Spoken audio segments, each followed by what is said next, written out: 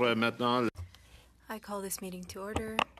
Welcome to meeting number 105 of the House of Commons Standing Committee on Access to Information, Privacy, and Ethics. Conformément à la... Pursuant to Standing Order 1083H and the motion adopted by the committee on Monday, October 30th, 2023, the committee is commencing its study on the decision of the Royal Canadian Mounted Police to not pursue a criminal investigation in relation to the SNC-Lavalin affair. Today's meeting is taking place in a hybrid format pursuant to the standing orders. Members are attending in person in the room and remotely using the Zoom application. Remind everyone, as I always do, that the microphones could cause feedback and potential injury to our interpreters, so please make sure that they are away from the microphone. I'd now like to welcome our witnesses for today. From the Royal Canadian Mounted Police, Michael Duhaime, who is the Commissioner. Sir, welcome to committee. And Frédéric Pinsance, who is a Staff Sergeant, Sensitive and International Investigations, Federal Policing, Ontario Division. Just before we start with your opening statement, Mr. Duhaime, we've got 2 hours of the Royal Canadian Mounted Police being here today, as is custom practice, and I'm going to seek unanimous consent on this.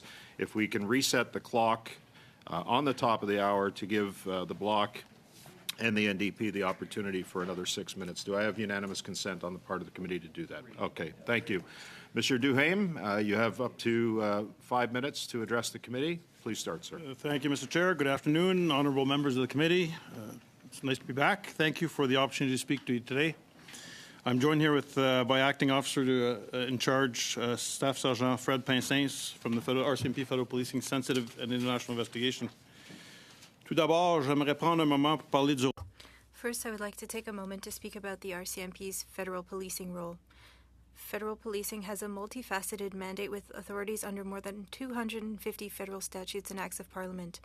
We enforce federal laws, investigate criminal activity related to national security, transnational and serious organized crime, financial crime, and corruption.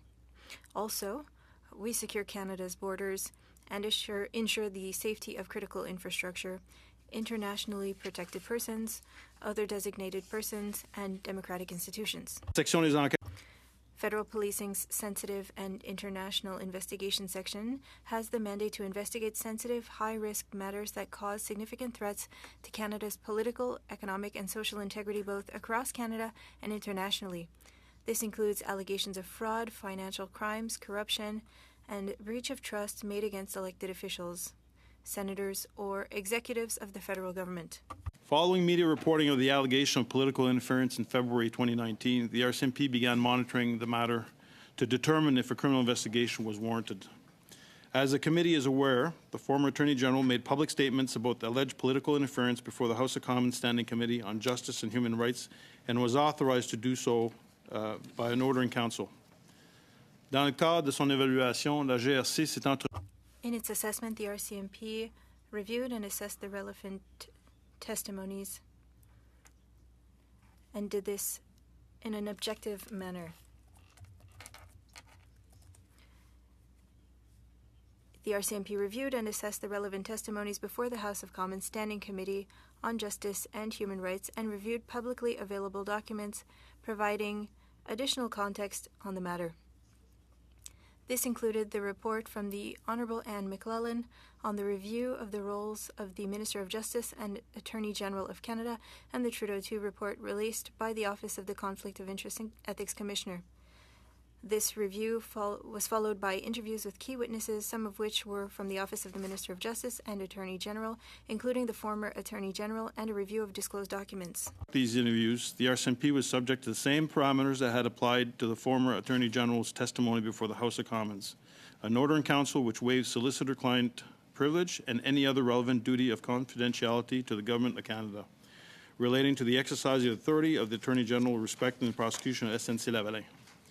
Based on all the information gathered and reviewed by the RCMP, it was determined there was insufficient evidence to substantiate a criminal offense, and insufficient evidence to support taking further investigative steps. An additional consideration in the RCMP's decision was the impact on the continuing privilege and the limited scope of the waivers of these privilege. These would have a significant impact on the ability to gather evidence and prosecute charges. That said, notwithstanding the privilege barriers, the RCMP assessed there was insufficient evidence to proceed. Je vous remercie de m'avoir donné l'occasion d'être ici aujourd'hui. Thank you for the opportunity to be here today. I welcome any questions you might have. Monsieur Duhaime, on va commencer. Thank you, Mr. Duhaime. We're going to start with our first round for 6 minutes. Mr. Brock. Let's go ahead, please. Thank you, Chair, and good morning, Commissioner. Good morning, Sergeant. Thank you for your attendance. I hope your attendance today is fulsome, that we get through the full committee without receiving a notice of motion to adjourn. At the heart of the SNC-Lavalin scandal, there were a number of players within the PMO, the PCO, and the Ministry of Finance. However, the principal person of interest in the SNC scandal was at all material times the Prime Minister, Justin Trudeau. To you, Commissioner, the scandal is now over 5 years old. When did the RCMP interview Justin Trudeau? I'll let Mr. Pinsens further discuss about the interviews, but it is 5 years old, and the matter was brought to our attention in 2019 and officially concluded in January 2023, in which we notified Madame Wilson-Raybould as well as Mr. Scheer, who had written a letter to the Commissioner Lucky at the time. Thank you, Commissioner. The question was very specific. How many times in the last 5 years did you interview Justin Trudeau? He was not interviewed, sir, or Mr. President. Okay, and why not? I'll ask Mr. Pinsens, who was leading the investigation, to add a little bit. Yes, thank you, Mr. Chair. So, in relation to this, what the RCMP conducted as far as for the objective for the review of the matter, what we've done is we've proceeded with a phased approach, which initially we looked at the potential witnesses that could provide some information as far as to precision for the elements of the offense. So we proceeded in this phased approach. As we proceeded, we determined if there was any further investigative steps that Sergeant, were warranted given the Sergeant, circumstances of the case. My time is very limited.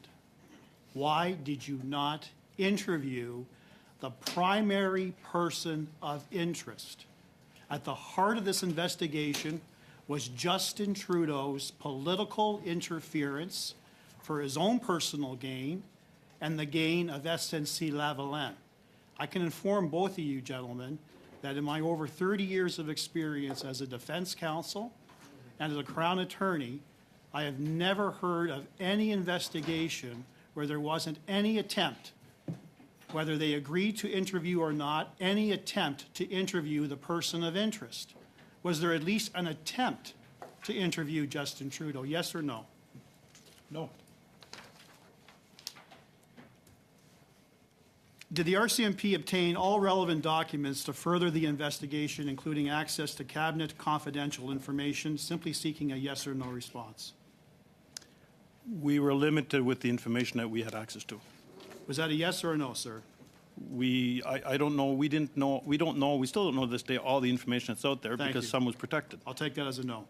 Despite collecting reams of evidence, including evidence from the Ethics Commissioner and testimony from Jody Wilson-Raybould at committee, why didn't the RCMP exercise its absolute statutory right under the Criminal Code of Canada to obtain a production order and/or search warrant from a justice to obtain those cabinet documents? We weren't able to acquire or obtain enough information or evidence that would warrant us to obtain a production order. RCMP spokesperson Christy Veenstra is on record stating that to obtain a search warrant or production order, there must be reasonable grounds to believe that a criminal offense has been committed. The evidence at hand is sufficient to convince a trier of fact. The evidence at hand is insufficient to convince a trier of fact of the alleged offense. Clearly, she is conflating the legal threshold of policing with the Crown Prosecution Service. Both of you, sirs, will agree that your sole responsibility is to determine whether there are reasonable and probable grounds to lay a charge. It is not your mandate to prove the charge beyond a reasonable doubt, which is the independent prosecution service. Would you agree with that? I agree, Mr. Chair. Thank you. Was obstruction of justice involving Justin Trudeau the only offense you were contemplating in this regard? No, there's also intimidation of a justice participant. Thank you. You would agree that the charge of obstruction is a straight indictable offense, meaning there is no limitation period, punishable by 10 years in prison, a very serious offense. You'd agree, sirs, that there is nothing precluding your service from reopening the investigation against Justin Trudeau should new evidence become available, including a release of cabinet confidential information. I would say, Mr. Chair, with any investigation, when there's new information that arises, yes, we have a look at the investigation itself. To quell public concern, Justin Trudeau, despite his office, is subject to the full impact and consequences of the Criminal Code of Canada. He is not above the law, correct? I do believe I said that last time I was in front of the committee. No one's above the law. In my experience, sirs, homicides have been investigated and prosecuted in lesser time than your service has invested in investigating Justin Trudeau. Is there an overall general reluctance in charging a sitting prime minister, yes or no? I would say to that, Mr. Chair, is that we follow the evidence, and if the evidence warrants charges, we charge.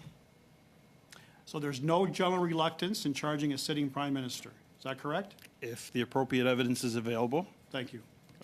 You would agree that the purpose behind the offense of obstruction of justice is to maintain the integrity of the justice system and upholding the rule of law, that all the principles that were articulated in Jody Wilson-Raybould's testimony in warding off Justin Trudeau's relentless campaign of pressure and intimidation. You'll agree with me, Commissioner, the evidence is clear. This is not a one-off. Over the course of 4 months. Sorry, Mr. Brock, but we're over time here. Thank you. Okay, thank you. Next, we're going to go to Mr. Housefather for 6 minutes. Go ahead, please. Thank you very much, Mr. Chair. Commissioner, for coming today. Thank you for coming today. I'm going to start by asking you, was the way that you investigated these allegations any different than the way the RCMP would investigate other allegations? Were you holding yourselves to a different standard? No, I'd invite Mr. Pincins to add, but we approach every investigation in the same manner. Exactly. I confirm, so Mr. Chair, yes, we proceed by following where the evidence leads us. And it's not politicians to dictate to you how to do your jobs as the RCMP. You guys are the experts in terms of doing these investigations, correct, I would think? I can assure you that, Mr. Chair, we've never been dictated by a politician how to do our job. And you received no pressure in this case to close the investigation from the Prime Minister or his office or anyone else in government? Not at all. Thank you so much. And let me ask another question. When this was characterized as an investigation of Justin Trudeau by Mr. Brock, in my view, this wasn't an investigation particularly of Justin Trudeau. It was an investigation of all the circumstances, and you would have taken yourselves in the direction of if anyone that you had investigated had broken the law, you would have recommended charges against them, right? That's correct. And I might add, Mr. Chair, is that when the first article appeared in the Globe and Mail, I was the commanding officer of National Division, and I actually reached out to Sensitive International Investigation. I said, let's monitor what's going on here because it might end up in our wheelhouse. 100%. So you yourselves, as I understand in 2019, initiated a review based on the article in the Globe and Mail and then followed the Justice Committee, which I have all too many memories of at the time, correct? Correct. And my understanding is that, you know, there was a look by the Ethics Commissioner at this. And I want to make clear something, and perhaps you could also characterize that. When you breach the ethics code, and politicians have frequently breached this ethics code, it doesn't mean you're necessarily committing a criminal act, correct? That's correct. And could you sort of explain to us the difference between committing a criminal act versus a breach of the ethics code? Well, if you look at the threshold for a criminal act, you need the right evidence to get the legal documents to allow you to do production order or a search warrant to eventually lay the charges, if there are charges to be laid. I must say that the commissioner for the commissioner does have power with regards to in his search, in his review or ethics review, if he does come across any criminal matters, he's to refer them to the RCMP. And in this case, the ethics commissioner, which had more access to more information than the RCMP, did not refer anything to us. Correct. And as I recall, in her testimony before the Justice Committee, Ms. Wilson-Raybould was asked this very question, if a criminal act had been committed, and it was her view that a criminal act had not been committed, correct? She stated that it was inappropriate, she felt it was inappropriate behavior, but not criminal. Thank you. And in paragraph 22 of the document that I believe Mr. Pensis was one of the signatories to, it says, notwithstanding the privilege barriers, it is believed that there is insufficient evidence to obtain production orders or search warrants for additional materials based on the totality of the circumstances and the evidence gathered. When factoring the principles of full, fair, and frank disclosure of the matter, it is believed that the evidence at hand is insufficient to convince a trier of fact of the alleged offenses. So meaning that you believe that the threshold had not only not been reached to criminally prosecute at this point, you didn't even believe a threshold had been reached to ask for further production of materials. Could you sort of explain that to me? So yes, Mr. Chair, so in relation to this, for us to obtain any form of judicial authorization, there are some preconditions within the criminal code that we have to follow, and that's exactly what we've done in this case. So these preconditions were not met, which in this case would be that we had insufficient information to substantiate an offense, which is one of the preconditions. So as such, this option, as allowed by the criminal code, was not available to us. And that would be true of both of the different charges that you were looking at, correct? Yes, sir. One last question. My understanding is from reading the documents you provided that you did not feel that criminal intent, which is an important element of committing a criminal offense in this case, was found, or that you couldn't substantiate that it was found to a level that would allow for prosecution. Is that also correct? That's correct, Mr. Chair. Mr. Chair, do I have any time left? You have a minute and 15 seconds. Okay. I would like to ask also, is there anything else that you would like to clarify based on the original questioning from Mr. Brock that I have not allowed you at this point to clarify in terms of where you were asked to answer yes or no? Not at this time, Mr. Chair. Okay, perfect. So one last question. When the RCMP made a determination not to interview certain people or to interview certain people, in this case, including the Prime Minister, did you base that on your normal standard of policing, based on the way you would have handled other investigations as well? That's correct, Mr. Chair. You did not accord him any undue deference because of the office that he held? No. Okay. Thank you, Mr. Chair. Okay, thank you, Mr. Housefather. Monsieur Villemure, pour 6 minutes, s'il vous plaît. Commencez. Merci. Thank you, Mr. Chair. Thank you to the witnesses for being with us. I will ask a completely different question. There have been many allegations over the years against Trudeau, and this has an impact on Canadians' trust with the Prime Minister. And this trust is important. And we rely on the RCMP to shed a light on things. The Ethics Commissioner did not believe it necessary to go further. That was a decision that he made to not seek the assistance of the RCMP. Whether or not it's a good decision, we're not sure. But earlier you said two things, that warrants were limited and you didn't have enough evidence to go forward. Did this force the end of an investigation or stop an investigation from starting, or was it enough to say, we've got enough? Mr. Chair, if we look at the information that was available, a lot of it was solicitor-client privilege and cabinet confidence. And in order to get a search warrant, we need credible information, yes, but that would allow us to get a legal document to move forward with a search warrant. And in this case, with the information that we had, it was not possible to get the legal documents that would allow us to get that warrant. Was that information lacking, or Was it simply that it did not justify going further? Answer. It didn't justify going further to have access to the documents. So in your view, the thing to do was to say, well, we can't get more information because we don't have the basic elements, and so the investigation is closed. We would close the investigation unless new information was to surface. I know that this isn't directly in your job description, but I really focus on public trust. There are acts that can be legal but non-ethical, and the impression was that there was no legal issue, but ethically it was iffy. Canadians are still talking about this issue, and trust has been broken. And trust is something that needs to be protected.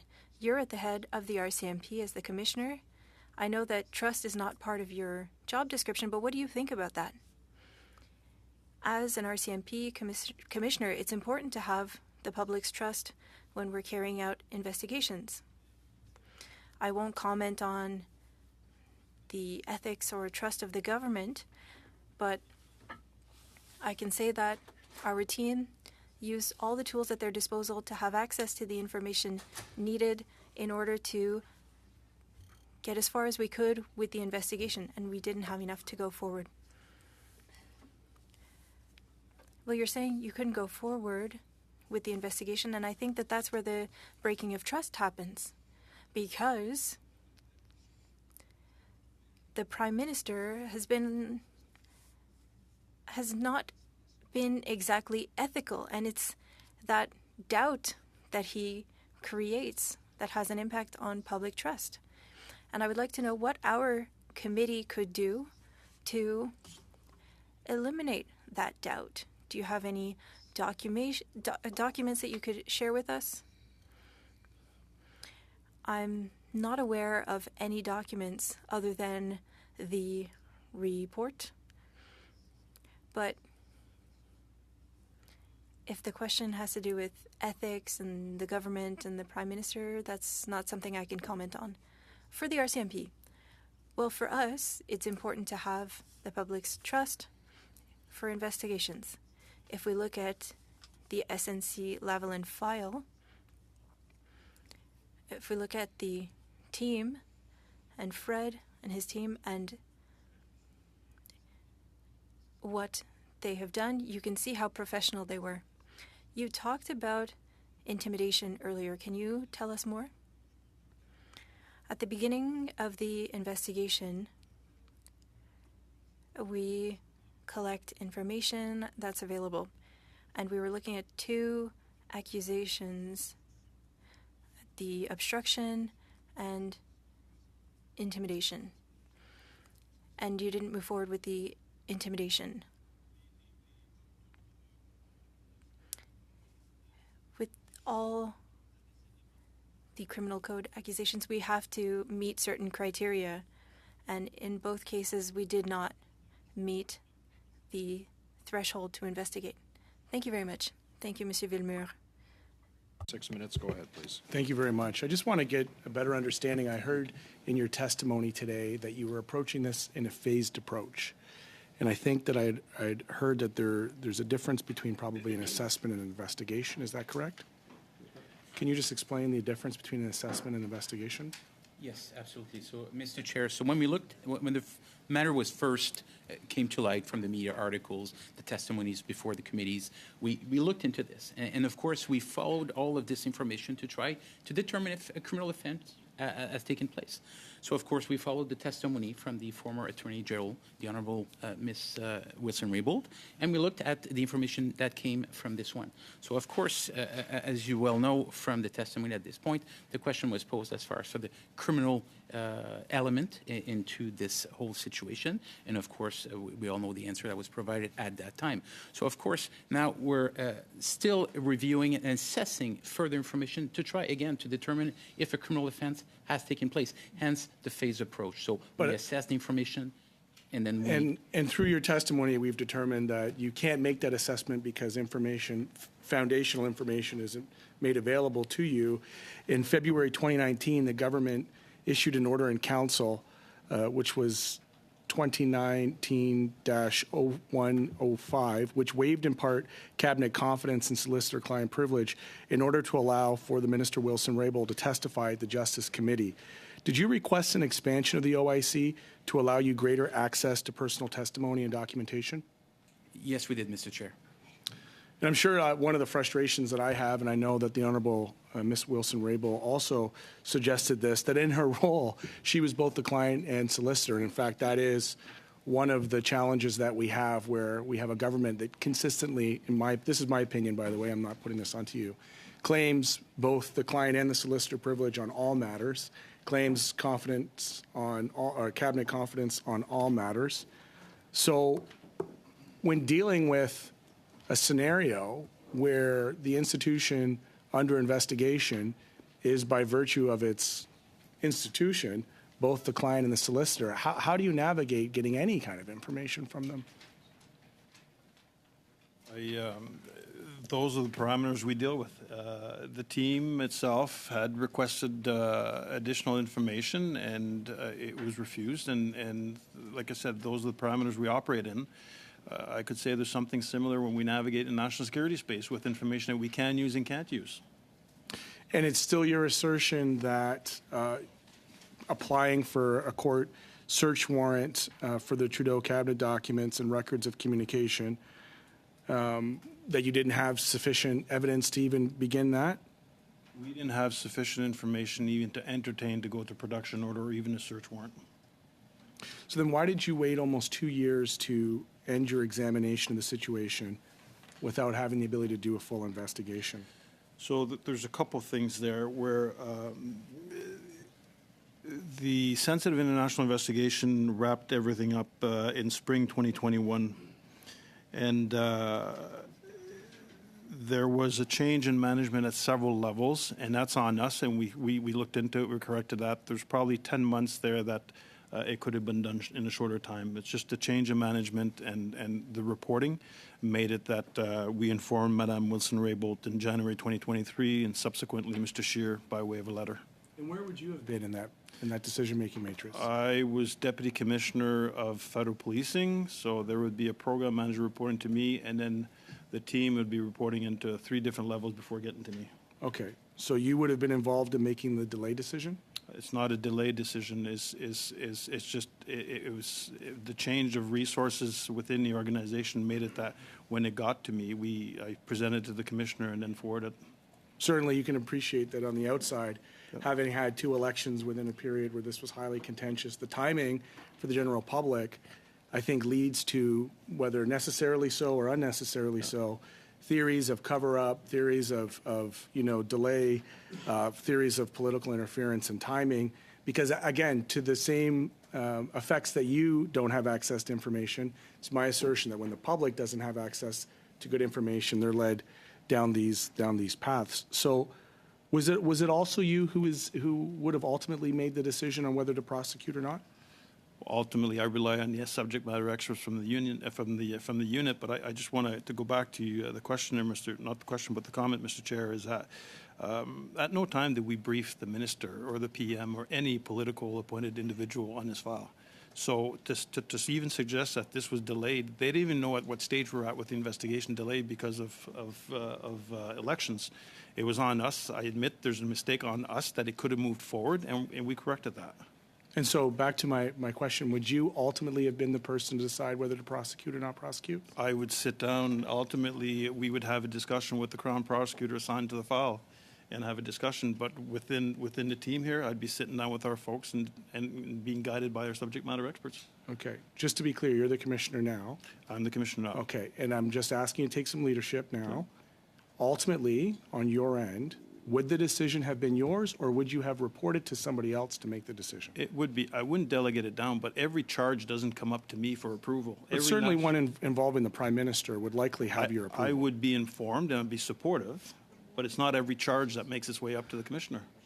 But certainly, I think, like, look, let's just be frank. You have a duty of candor. I'm going to extend that duty to this committee. I need you to be candid and take responsibility if you were the one to make the decision or if you would have reported up to somebody to make the decision. Ultimately, there would have been somebody sign off at some point in time. It's not if there's a chain of command in our paramilitary policing units, there's a chain of command that you would have been a part of. Did you make the decision, yes or no? I would have been guided by my subject matter experts and supporting that. So obviously, if we're charging the Prime Minister, for sure, you'd be on board. Thank you. I did give you a little bit of Mr. Housefather's time because he was short.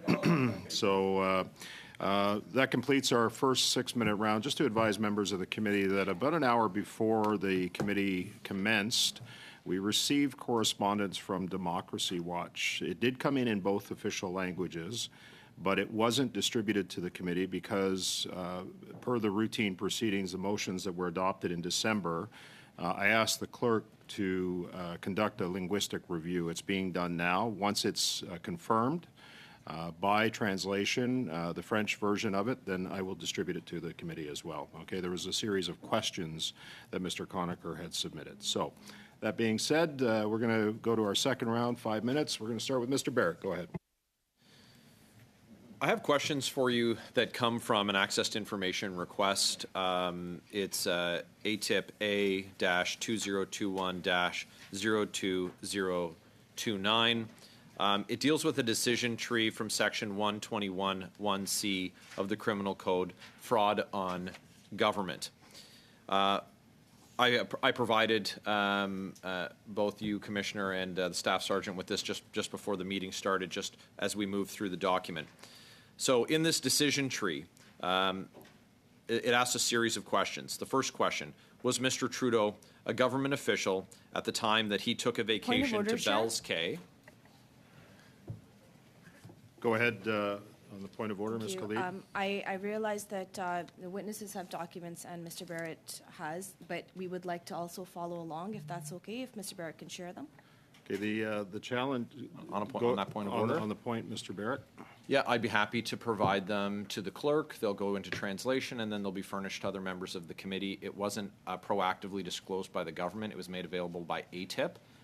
But I don't have any questions for other members of the committee, so they don't need a copy of it. If they would like to email me and ask for an English-only copy, I can furnish them with that, but I don't have it in French. I will provide it to the clerk. Translation services can deal with it, but I'd like to continue with my questions, Chair. It's not required for me to provide other members of the committee with documents that are provided to witnesses. It's not in the standing orders. So I'm going to ask that Mr. Barrett furnish that to the clerk so that we can have it translated and supplied. If he's only referencing it for the purposes of asking questions, I don't see, it's not a document that's submitted to the committee for that purpose. He's referring to.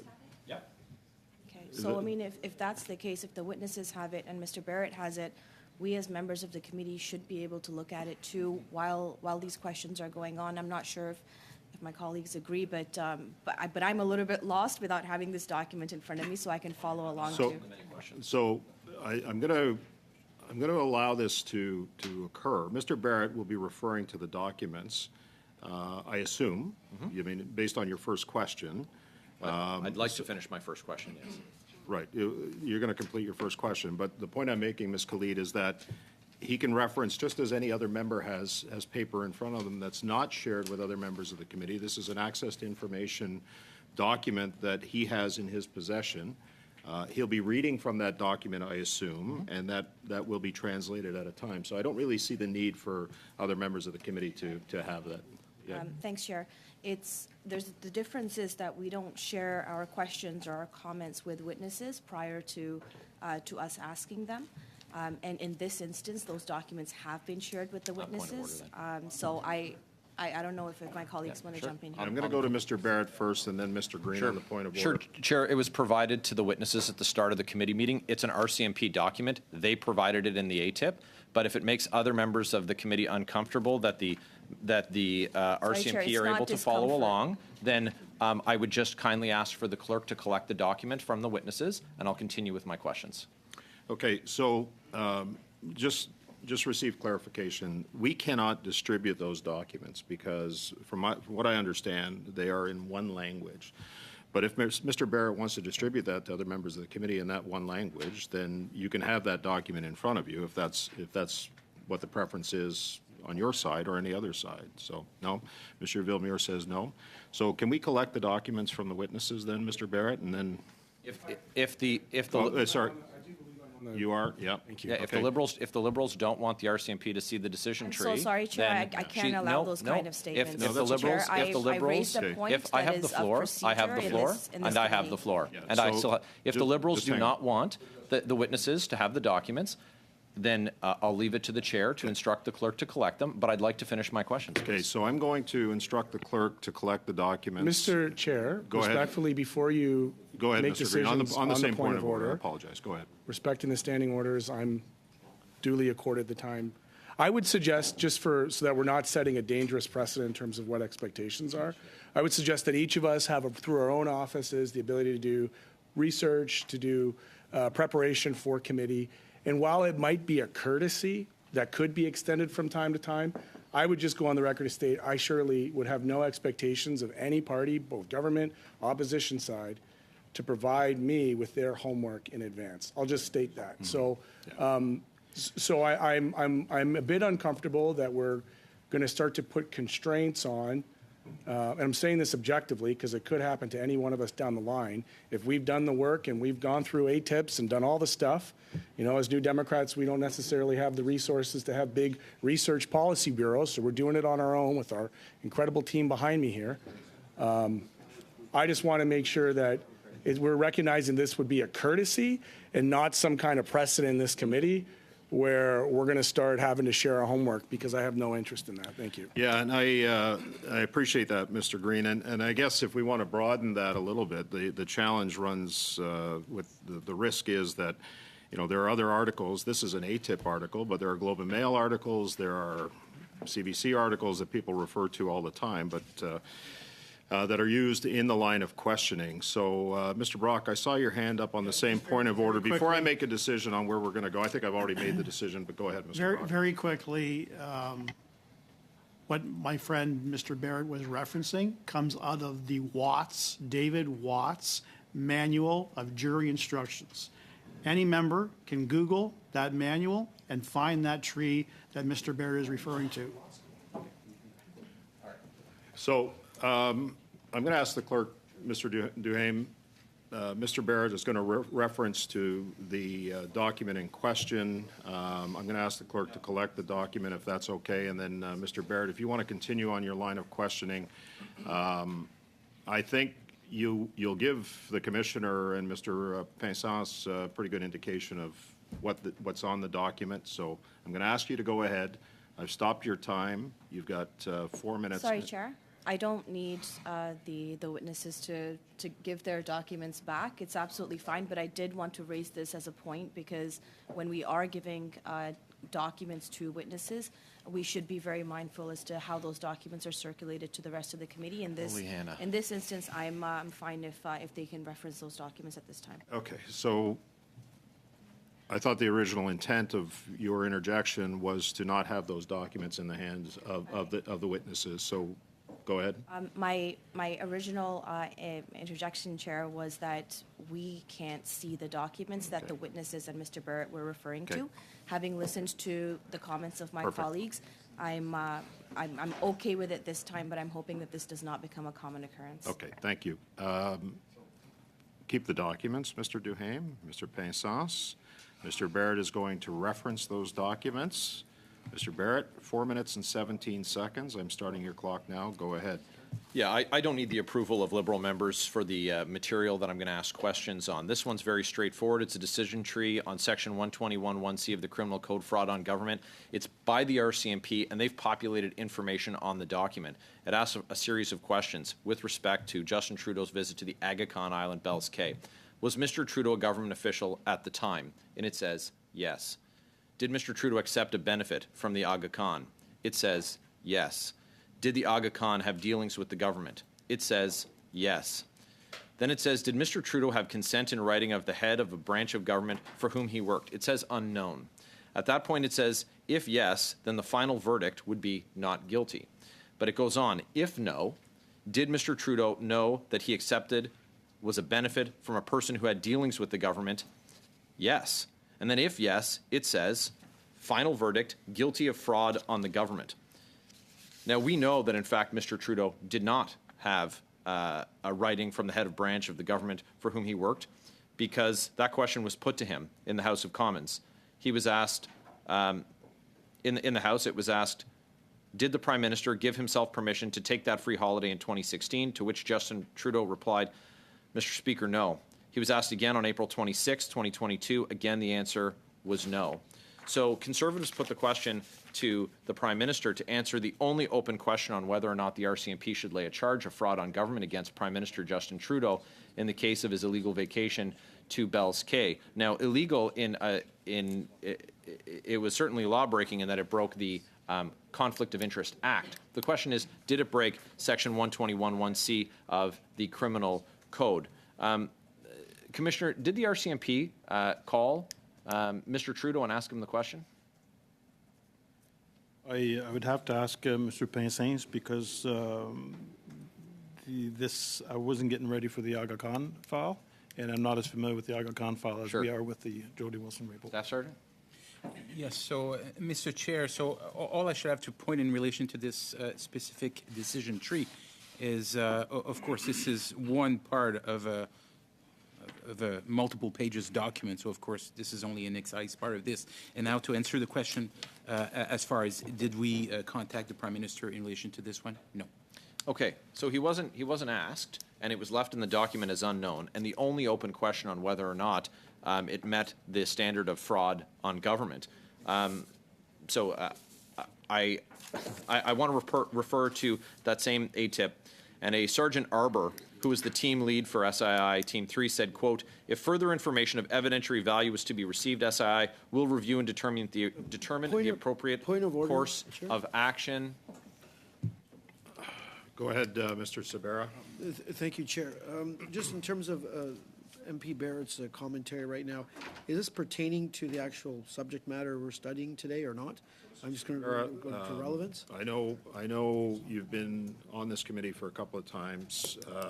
17 months I've been on this committee as chair, and in every circumstance, I allow members to utilize their time in the manner in which they want to. And I expect that Mr. Barrett's going to bring it back, as I expect every other member will do the same thing. So, Mr. Barrett, I really, on the issue of relevance, I've dealt with this many, many times, okay? I don't want to hear another issue of relevance if we can. If we can avoid that to save time, I would appreciate that, okay?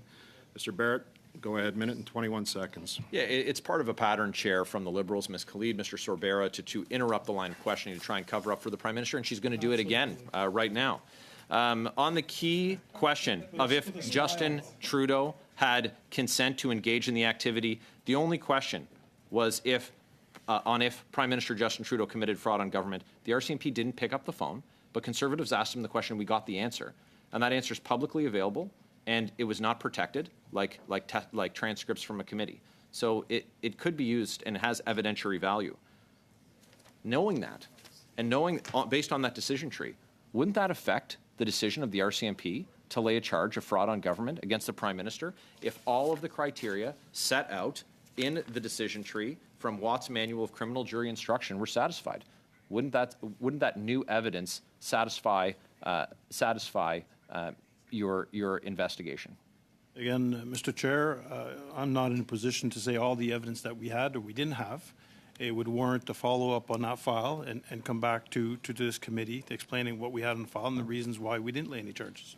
But I'm not in a position right now to say what evidence we had that came to the point that we didn't lay any charges. Well, with due respect, Commissioner, the only outstanding question on the decision tree provided in the ATIP was whether or not the Prime Minister had consent.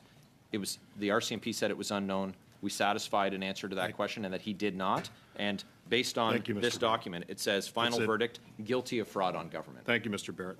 That concludes your 14-minute round. Ms. Khalid, you have 5 minutes. Go ahead.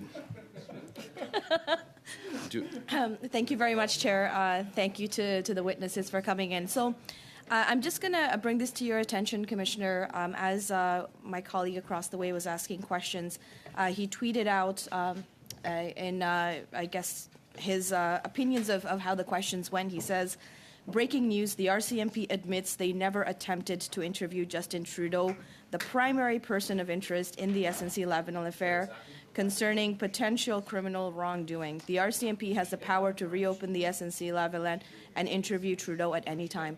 Is that the message that you were trying to convey with the questioning with Mr. Brock?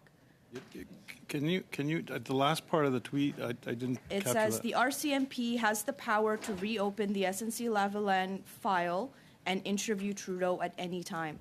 And there's two photos, one of yourself and one of Mr. Brock as well. I'm just looking for your opinion as to whether that is an accurate portrayal of what you were trying to convey here today. So I mentioned earlier, as with any criminal investigations that we have, we sometimes close files, and if there's information that comes up a year, 2 years, 3 years down the road, and we're still within that limitation period, yeah, we reopen the file and look at the evidence or the information that's given to us.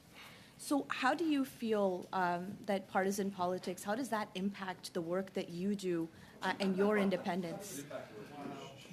I would say that nonobstant the parties were independent in what we do. Like I said, and since I've been in the senior positions, I think I briefed the Minister of Public Safety maybe 3 or 4 times throughout the last 5 years, and the PM maybe once or twice. So I don't update them on a regular basis of any of our criminal files, and even less if it's a file that was involving the Prime Minister or even the Minister.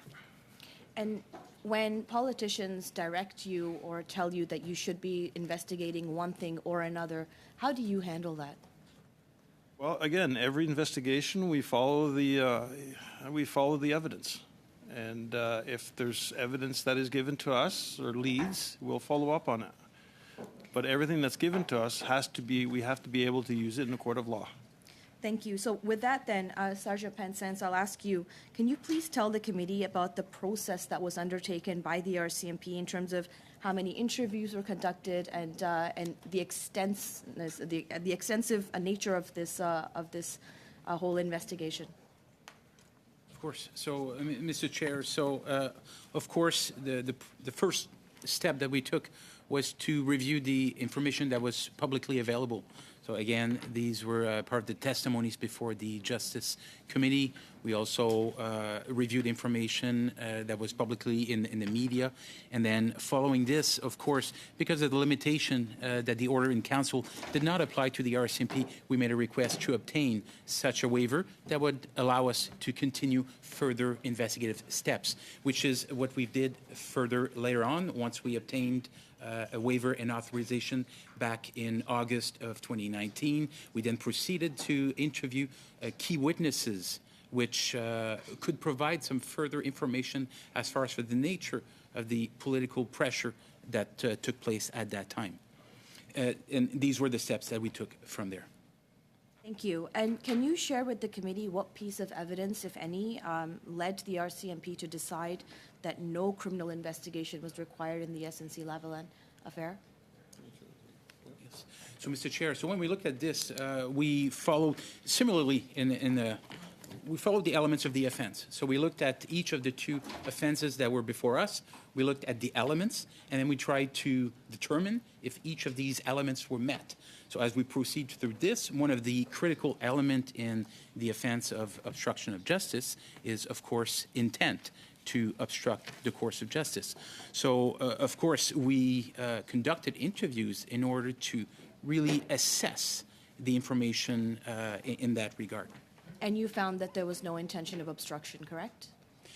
And then, of course, I have to base this assessment on the totality of the information that we obtained. So again, from the review of documentary evidence that we obtained from these witnesses, from the testimony that they provided to the RCMP, and of course, these were supplemented by all the publicly available information that were provided out there. Thank you. Now, Commissioner, you had stated that you are very comfortable with the RCMP's decision not to pursue criminal charges in the SNC-Lavalin affair, while confirming that you did not have access to cabinet confidences that you'd requested. Can you explain why you were very comfortable? very quick response, please. Report that I receive and knowing the professionalism of our folks at Sensitive International Investigation, I'm comfortable to say that we did everything we can to gain as much information or access to as much information as possible within the confines of the regulations. Okay, thank you, Mr. Duhaime. Ms. Khalid, just before, en avant de commencer avec M. Villemur. Before moving on to Mr. Villemur, if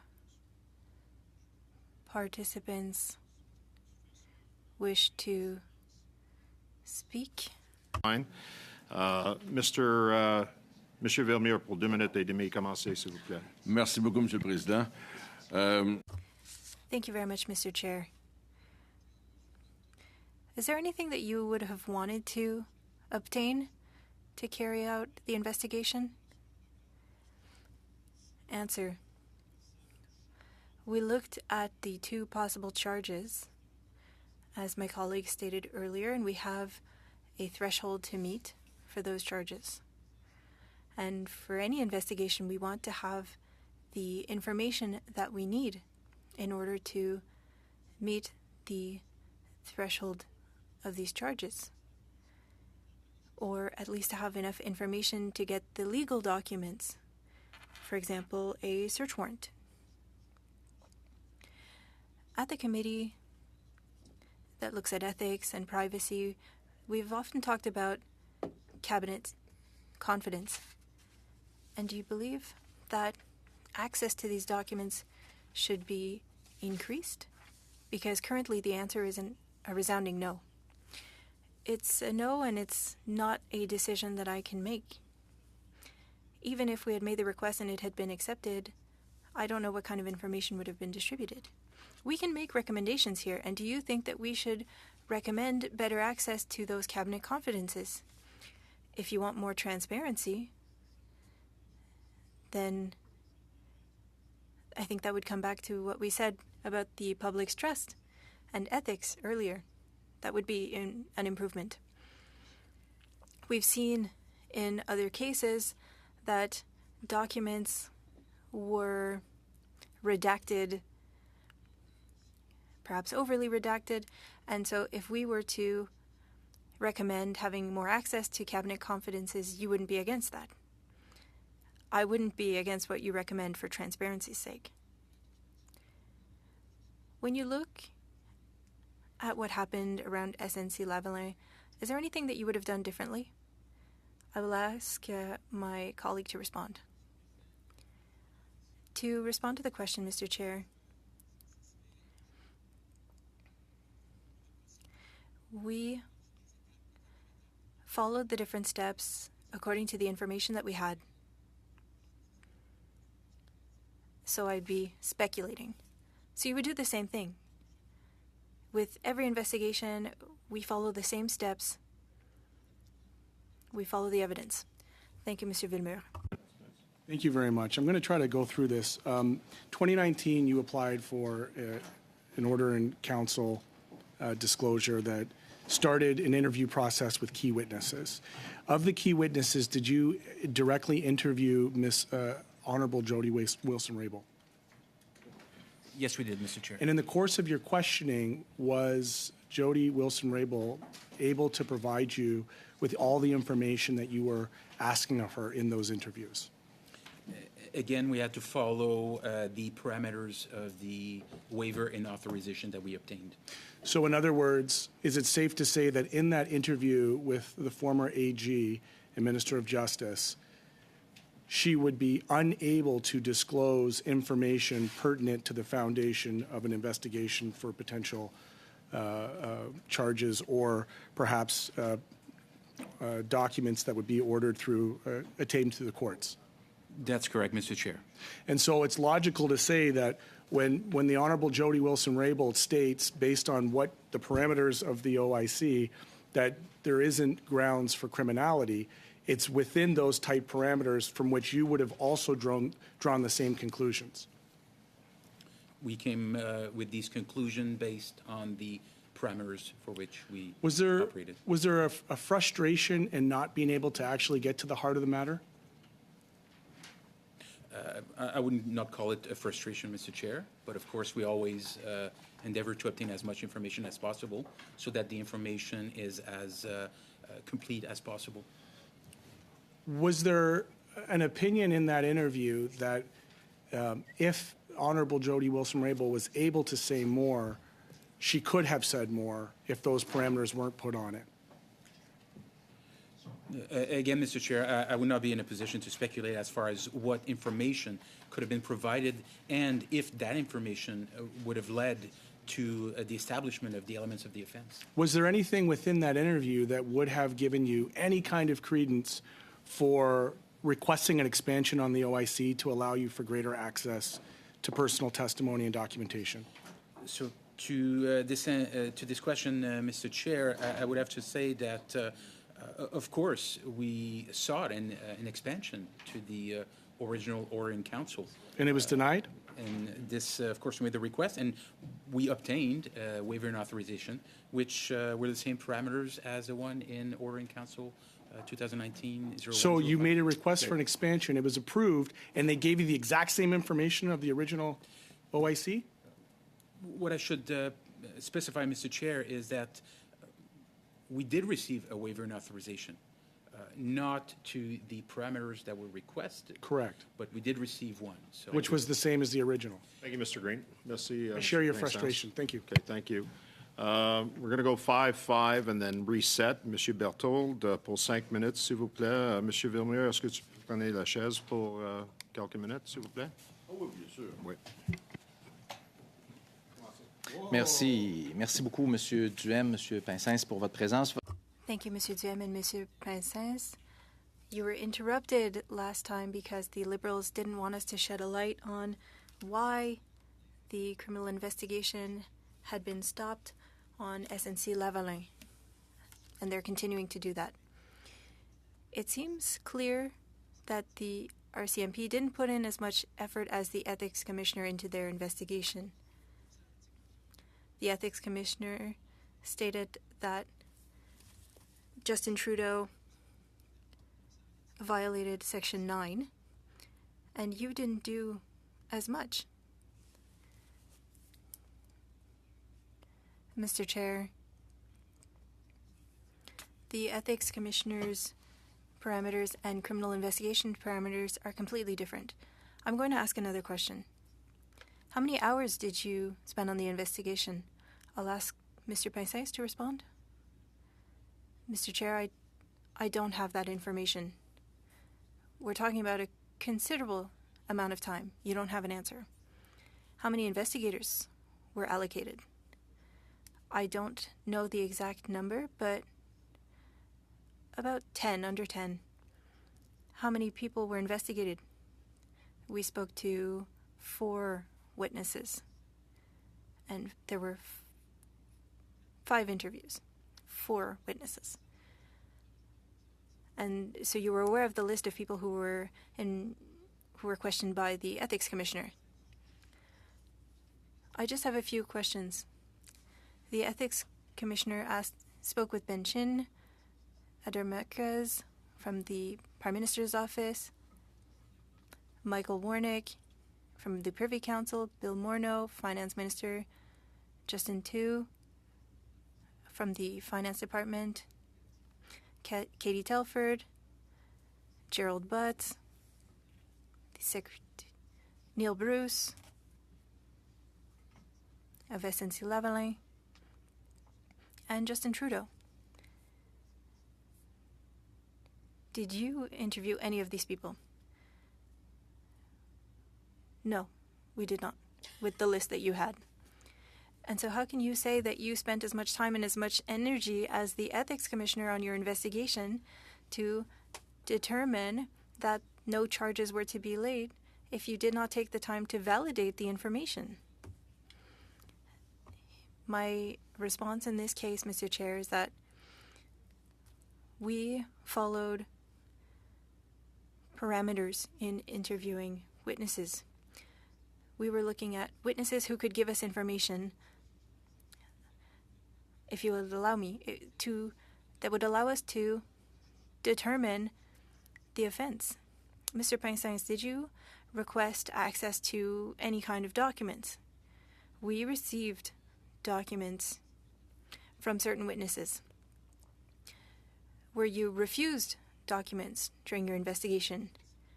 Some documents we were not able to examine considering the parameters. Did people say to you, no, you can't have access to this information for your investigation? Yes, for the parameters.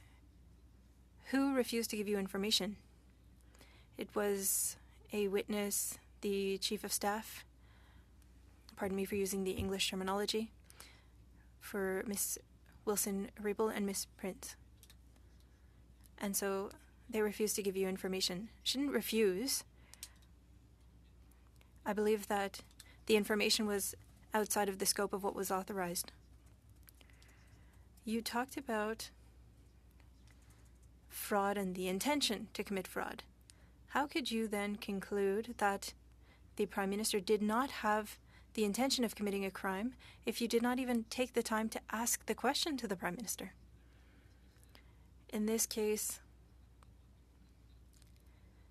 when we're talking about RCMP interviews, we reviewed all of the information in different testimonies, whether it be the Ethics Commissioner or other sources. The strategy was to establish the facts that an offense had been committed. Mr. Pinsins, you know that everybody's going to be looking into an RCMP investigation into the Prime Minister. Brief answer, please. Inaudible. I can say that we have a different mandate from the Ethics Commissioner. We need to follow the criminal code. Thank you very much. Mr. Sorbera, you have 5 minutes. Thank you, Chair, and welcome, Commissioner Frederica and Michael. It's good to have you here with us today. I am new again to the Ethics Committee and working with my colleagues here, and I've tried to get up to speed on everything that's happened.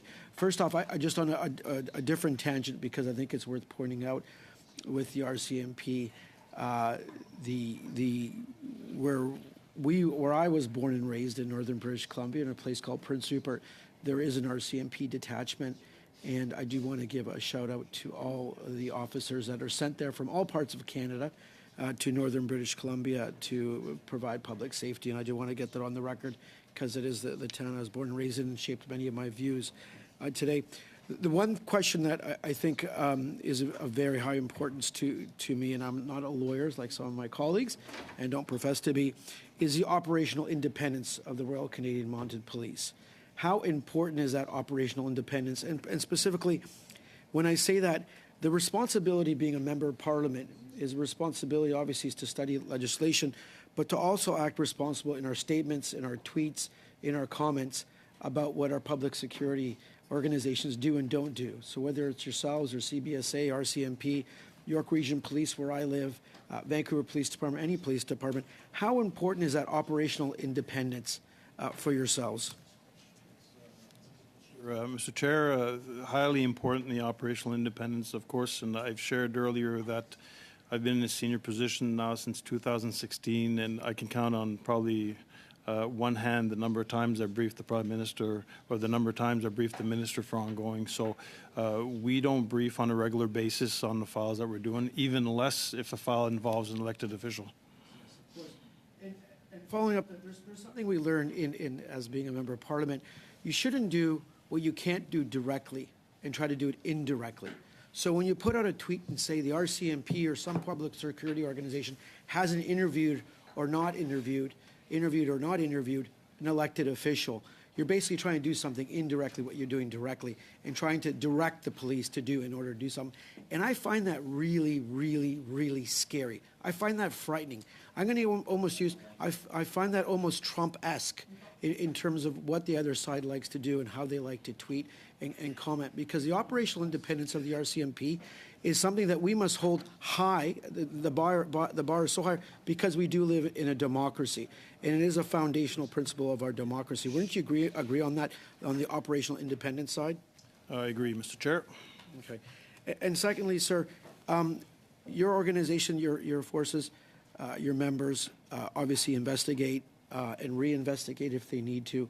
If there is new information that is provided to your organization on any file, be it organized crime, terrorist counter, cross-border crime, anything like that. Is that correct, sir? That's correct. I mentioned that earlier, Mr. Chair. Okay.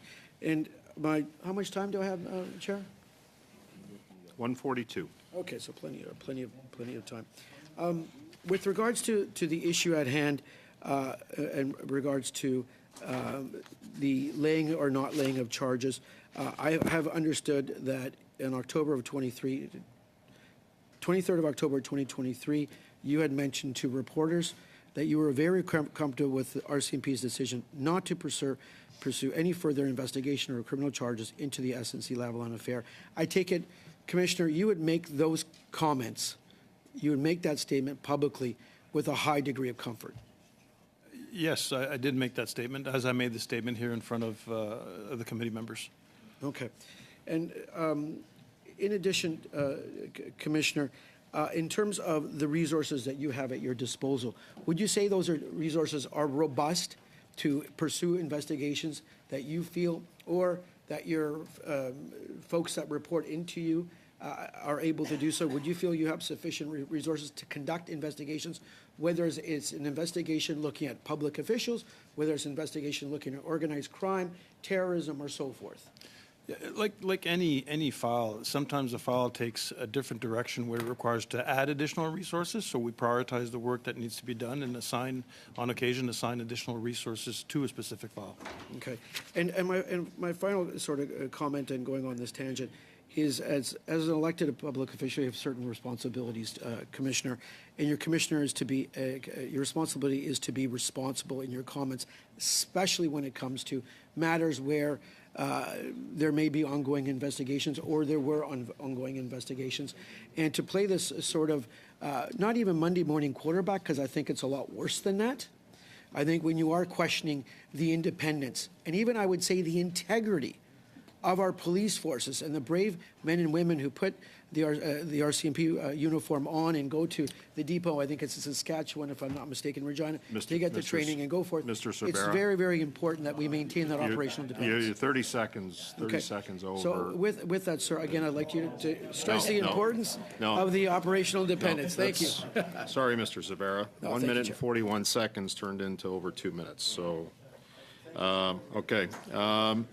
I am going to, that concludes our first round. We're going to reset the clock. I'm going to ask our witnesses today, Mr. Duhaime, Mr. Payne, are you good to continue, or would you like a break for a couple of minutes? I'm good. Okay.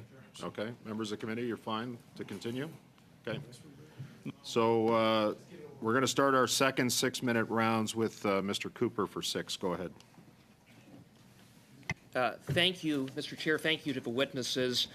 A part of the RCMP's examination to determine whether the Prime Minister violated Section 139, Sub 2 of Criminal Code by committing obstruction of justice, correct? That was part of the RCMP's examination. That's correct, Mr. Chair. And paragraph 19 of the RCMP investigation report states that the strongest theory towards an offense of obstruction of justice was that the Prime Minister shuffled Jody Wilson-Raybould out of the position of Attorney General so that a new Attorney General would make a different decision regarding the prosecution of SNC-Lavalin, correct? That's correct, Mr. Chair. And it's fair to say that the RCMP did not have access to all material evidence surrounding Ms. Wilson-Raybould being shuffled out as Attorney General, correct? That's correct, Mr. Chair. And so, just to clarify then, or emphasize, the RCMP did not have access to all material evidence on the strongest theory surrounding the Prime Minister's potential criminality involving obstruction of justice, correct? That's correct, Mr. Chair. And the reason the RCMP did not have access to that material evidence on what was central to determining whether the Prime Minister broke the law was because of the parameters of the scope of the Order of Council with respect to the waiver of cabinet confidentiality, correct? That's correct, Mr. Chair. The parameters did not allow us to fully look into this one. However, I should just add... Thank you for that. You answered it. The parameters did not allow you to get that evidence. Now, there is one person who had the authority to expand the parameters of that Order in Council, and that is the Prime Minister himself, correct? I would have to say, Mr. Chair, I'm not exactly sure of the exact process of where the Prime Minister would be involved in such a decision. However, I do believe the decision has to be made within the, somewhere within the government. I would submit the decision would have to be made by the Prime Minister, but the RCMP went and requested an expansion of the scope to obtain that evidence, to follow that evidence, correct? Before we proceeded with the assessment, yes, we did make a request for an expansion to the parameters. I would just add, Mr. Cooper, it was not to follow the evidence, it's to glean additional information. That could be evidence. Correct. And that request was turned down on August 30th, 2019.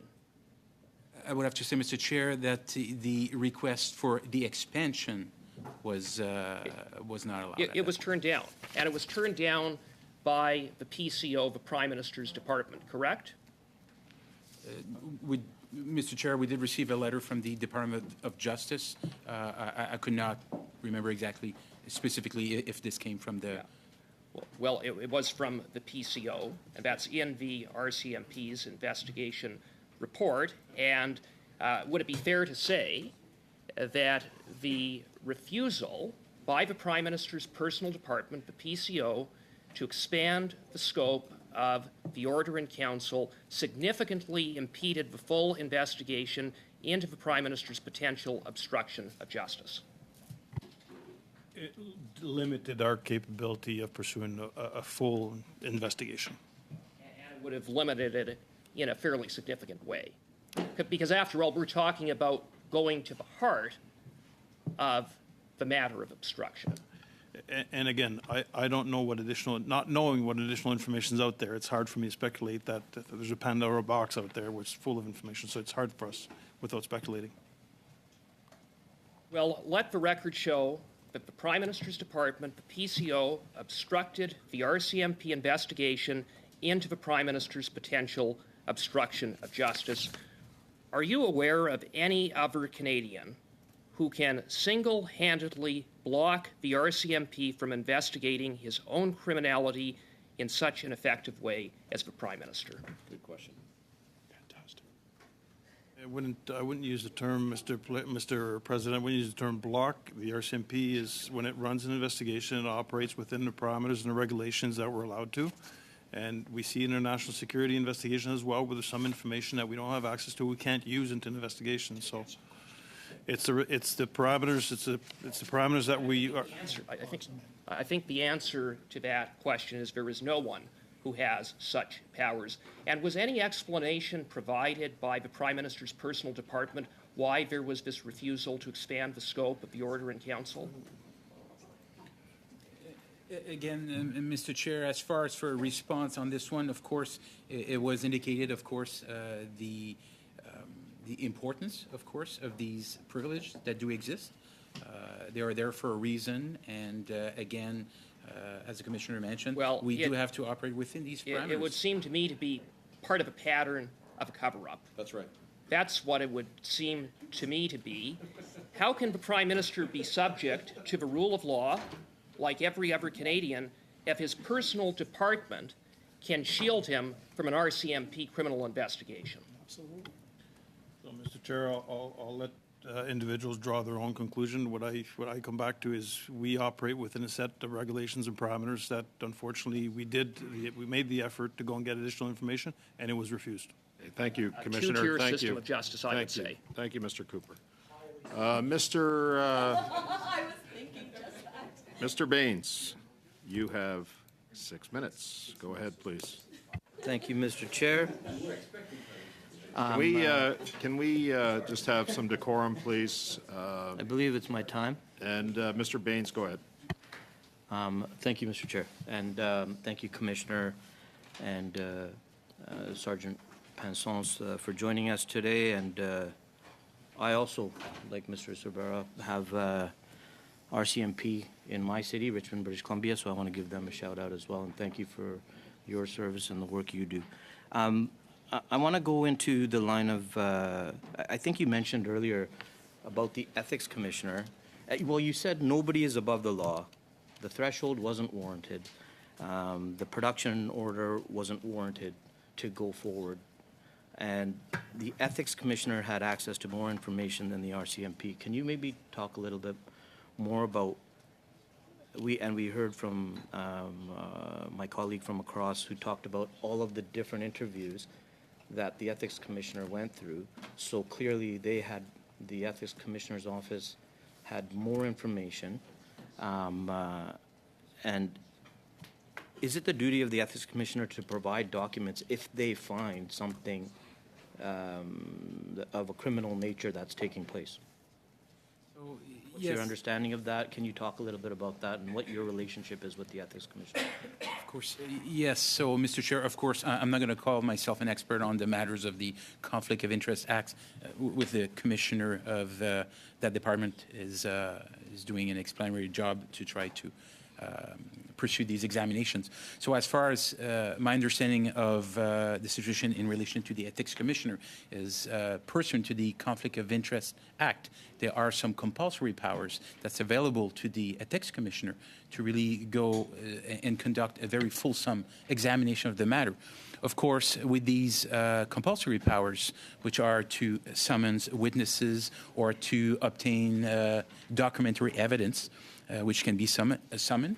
At the same time, with these additional powers, does come confidentiality clause that's set in place to allow for the Commissioner of Ethics to conduct an examination, come to a conclusion on a balance of probabilities in relation to a conduct of an elected official or a public office holder.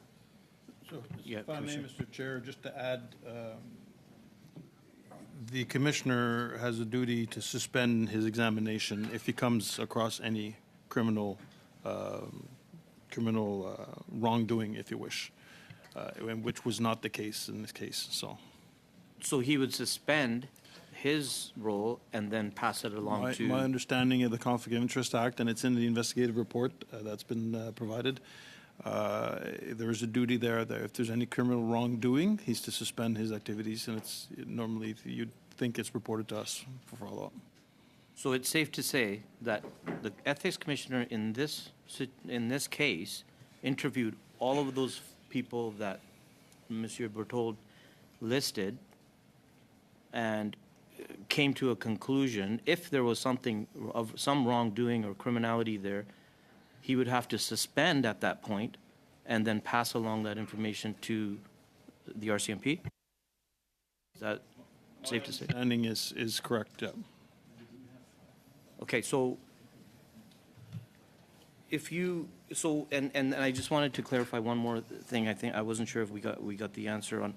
The only reason that the final letters of the case, your investigation concluding to Ms. Wilson-Raybould and Mr. Scheer, it was only due to, it was an administrative, is that administrative reason, just because there was a turnover and it was just information that needed to get out, it just didn't get out earlier? No, and yes, and that's what I said. It's internal in the sense that there's several key players that moved along. The report was concluded in spring of 2021, and that's on us. And we put measures in place to make sure that there's a monthly reporting on sensitive files of this nature. Mr. Helms? Okay. So you talked about the number of interviews you concluded. And throughout the investigation. We know that you've indicated that you're very comfortable at this point. And would you still say that after reviewing all of the documents that you got from the Ethics Commissioner, what did the Ethics Commissioner pass along? Did they?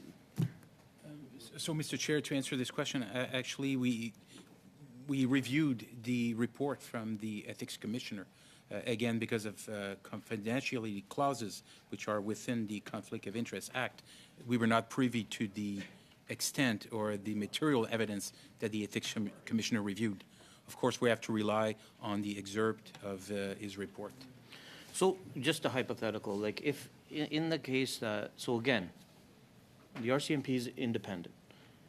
If I was to say, I need you to look into this investigation of anything, please investigate this matter, some matter, you just don't take it for somebody's word. You don't take orders from politicians, nobody is above the law.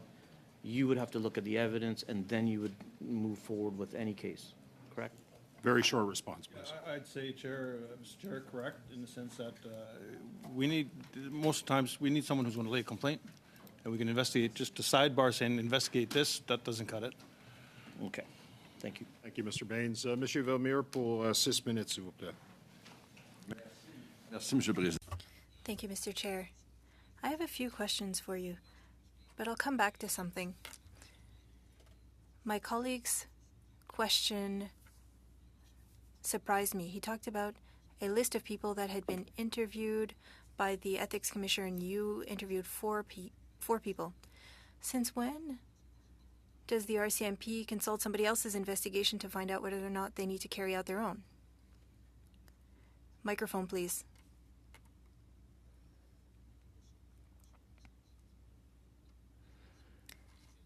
Apologies, Mr. Chair.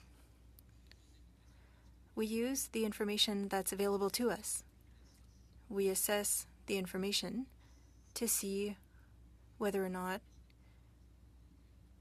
it has value. But you didn't interview the Prime Minister. I'm not a police officer, but you had information at your disposal, and that was enough to not go further. So in the four people that you spoke to, you didn't speak to the main witnesses. I would say quite the opposite, actually. The people that we interviewed were key witnesses to determine the elements of this offense. This helps us decide what to do. In following your usual protocols, were there any issues, without using the word frustrations, but there were perhaps things that didn't go as well as you'd hoped? I would have thought that a person at the heart of an issue would have been interviewed. To add to your question, we tried to determine the facts. We'll have the different steps, and we'll go through key witnesses that could give us information. Is the Prime Minister not a key witness? We need to look at the situation at the time and the information that we had. The Ethics Commissioner has a purview to look into the ethics of a situation. We look at the criminal aspect of an investigation. We won't move forward with other steps if there was no criminal offense. The Commissioner stated that he will assess whether or not it was compliant to the ethics code. For ethics matters, it could be an indication of criminal activities, but not in all situations. Of course, but what the Commissioner looked at is not what you looked at.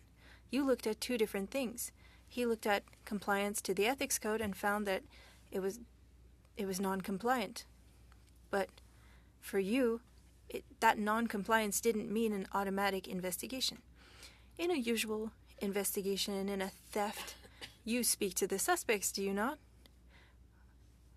And you collect the information that you find sufficient. Well, it starts with a complaint, and then we follow the information, we look at the evidence, and then either we lay charges or we try to get access to a warrant. Did the commissioner's investigation cause you any issues? I would say no. There are two different mandates here. There's the ethics and the criminal aspect. And the thresholds are different. As legislators, what could we do to help you maintain or regain trust in the RCMP? What can we do? Well, the national surveys showed that trust towards the RCMP is higher than before. In carrying out an investigation like this one, the fact that we have parameters to respect is important. We want to be transparent. And if you want to have better parameters, that's not up to me to decide. We've talked about cabinet confidences here, and we're a bit uncomfortable with it. We get the impression that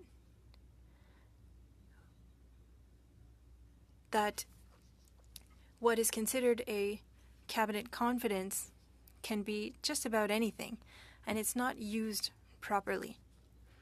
The current government used it quite liberally. And so we look at assessing the current state of cabinet confidences.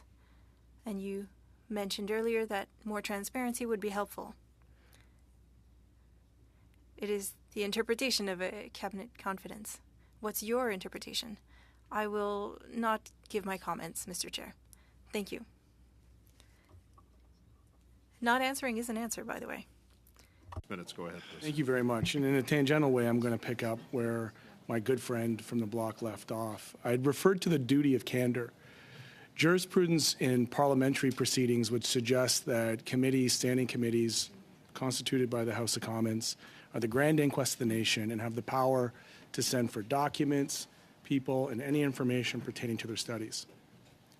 I want to get back to the timelines, because it is an important thing for me, a discovery, to ensure the public that there was nothing nefarious happening with the allegations that are being branded about both at this committee and out in the public. So I want to get very clear, Mr. Commissioner, and I need for you to provide me with a clear answer. When the decision was made not to pursue charges, precisely when was that? There was no further investigation activities as of spring 2021. As to the exact time and date that I read the report as Deputy Commissioner at the time, I wouldn't be able to. I don't recall the exact time that was submitted and when I read it. So. And when you read that, would you have reported that up to your superior, the commissioner at the time, Brenda Lucky? I would have gone through it, have a discussion with the direct report, who was responsible for the program, and then discuss with the commissioner. Would all of the decisions along the way would have they been reported up to the commissioner at the time? There would be a fulsome decision if we had to lay charges or not lay charges. There'd be a fulsome debrief or brief, I should say, with the commissioner as to the reasons why. And in terms of specificity, we talked about phases. I want to get crystal clear for a moment, and I want to suggest to you that this committee, in my opinion, would have powers to send for documents, including primary documents that would be within the RCMP related to this particular case. So rather than have to move a motion to demand for documents, I just hope that you could put on the record today, when exactly, you said spring of 2021, when was it made public that the investigation had ceased? Honorable Madam Wilson-Raybould was informed January 2023. I'm not quite sure if we went out publicly, Fred. Not quite sure if we went out publicly, Following the discussion we had with Madam Wilson-Raybould, we did inform Mr. Scheer, who had a written complaint into the commissioner, and we responded to that letter. So the exact date it went public, I'm not sure. Well, I would suggest to you that given that there's a 2-year span, or at least a 1.5-year span, between when the decision was made and when it was ultimately made public, I would put to you that is highly problematic given the timing of, the politics at that time. So the question I put to you is, why did it take a 1.5 years from the decision to end the investigation to the time that it was made public? So I've shared it earlier, Mr. President. It's an internal matter, which is addressed. It was hard for me it's hard to think that this would be suspended when no one in government was briefed on this file. Until I don't even brief the Prime Minister or the Minister even after we informed Mrs. Wilson-Raybould. So it's entirely on us, the delays of a 1.5 years. It's So got who nothing to made do that with decision? It was a combination of change in reporting structure, that the reports were not getting up and the proper follow-up was not made. So it was done inadvertently. I would put to you, sir, given the seriousness of this, given the highest level of leadership in our country, that an inadvertent omission for a 1.5 years, with these allegations floating out there about the Prime Minister, the kind of lack of trust and cynicism that the hyper-partisanship would bring in this environment, it warrants more than a response of like an inadvertent change in command. And so I'm going to go back to you because ultimately now you are the leader you are the commissioner of the RCMP. So I'm going to put to you how you take responsibility for the fact that given the highly politically explosive nature of this, it was literally a campaign question, I believe, in 2019, and is certainly continues to this day, so many years later, to be a political question. How does that happen? I don't have an explanation of how this happened. Honestly, there's a combination of factors. But as I said, we put measures in place from a sensitive file of this nature from now on. There's monthly reporting provided to the commissioner to ensure that we don't miss anything. I wanted to be very clear because this committee has the power to send for documents. I need this just to be on the record. This is not a personal accusation to you or your character. If I were to move a motion today asking for the timelines and the internal documents related to the decision-making, and it came back to that committee, is it your testimony that that would be 100% congruent, that somehow it just fell off of somebody's desk somewhere, and that there was no internal communication based on the timing of the decision to ultimately go public on this? I'd be more than happy to provide the committee here any information on the timelines. And like I said, to the best of my recollection, as the Deputy Commissioner, there's some change at the senior level staff, just underneath that were reporting into me, that made this, we incurred delays. And I'm sure there's other factors as to why we had delays. So with that, and giving him the courtesy and the respect due accord to a commissioner of the RCMP, I will not move a motion for that, but I do want to go on the record, sir, Mr. Chair, that there has been an offer to submit internal emails and communications regarding the timelines of the gap between when the decision was made to end the investigation and when it was made public. And I just want to, through you, make sure that that's what we understand collectively as a committee here without having to move a motion. That is my understanding. And that is your... Yep. Okay, thank you. Thank you, Mr. Green. Thank you, Mr. Duhane. That concludes our first round of the second hour. We're going to go to 5-minute rounds, and we're going to start with Mr. Brock. Mr. Brock for 5 minutes. Go ahead. Thank you, Chair. Gentlemen, pursuant to the ATIP received by Democracy Watch, I understand that literally within hours of Jody Wilson-Raybould's testimony at the Justice Committee, you were engaging in discussions with a local Crown attorney. Is that correct? I would have said, Mr. Chair, following the review of the testimony, yes, there was some consultation. There was a telephone call. There was actually a meeting with the Crown attorney the very next day. Is that your recollection? It was shortly after. Sorry, Mr. Chair, I cannot remember exactly the day, but shortly after, yes, that's correct. Did you get any sense from the Crown attorney during those initial discussions, those initial days, that there was a reluctance from the Crown Prosecution Service not to give you advice with respect to charging Justin Trudeau?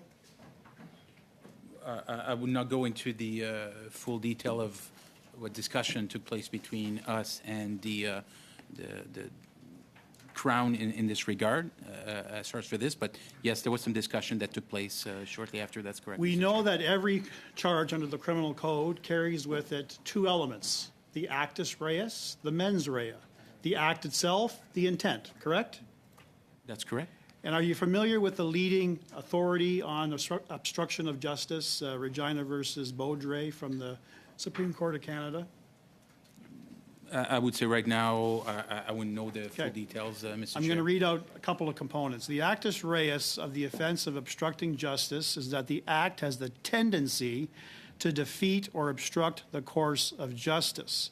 The mens rea is a specific, deliberate intent to do the act which will result in an obstruction of justice. Success is not necessary.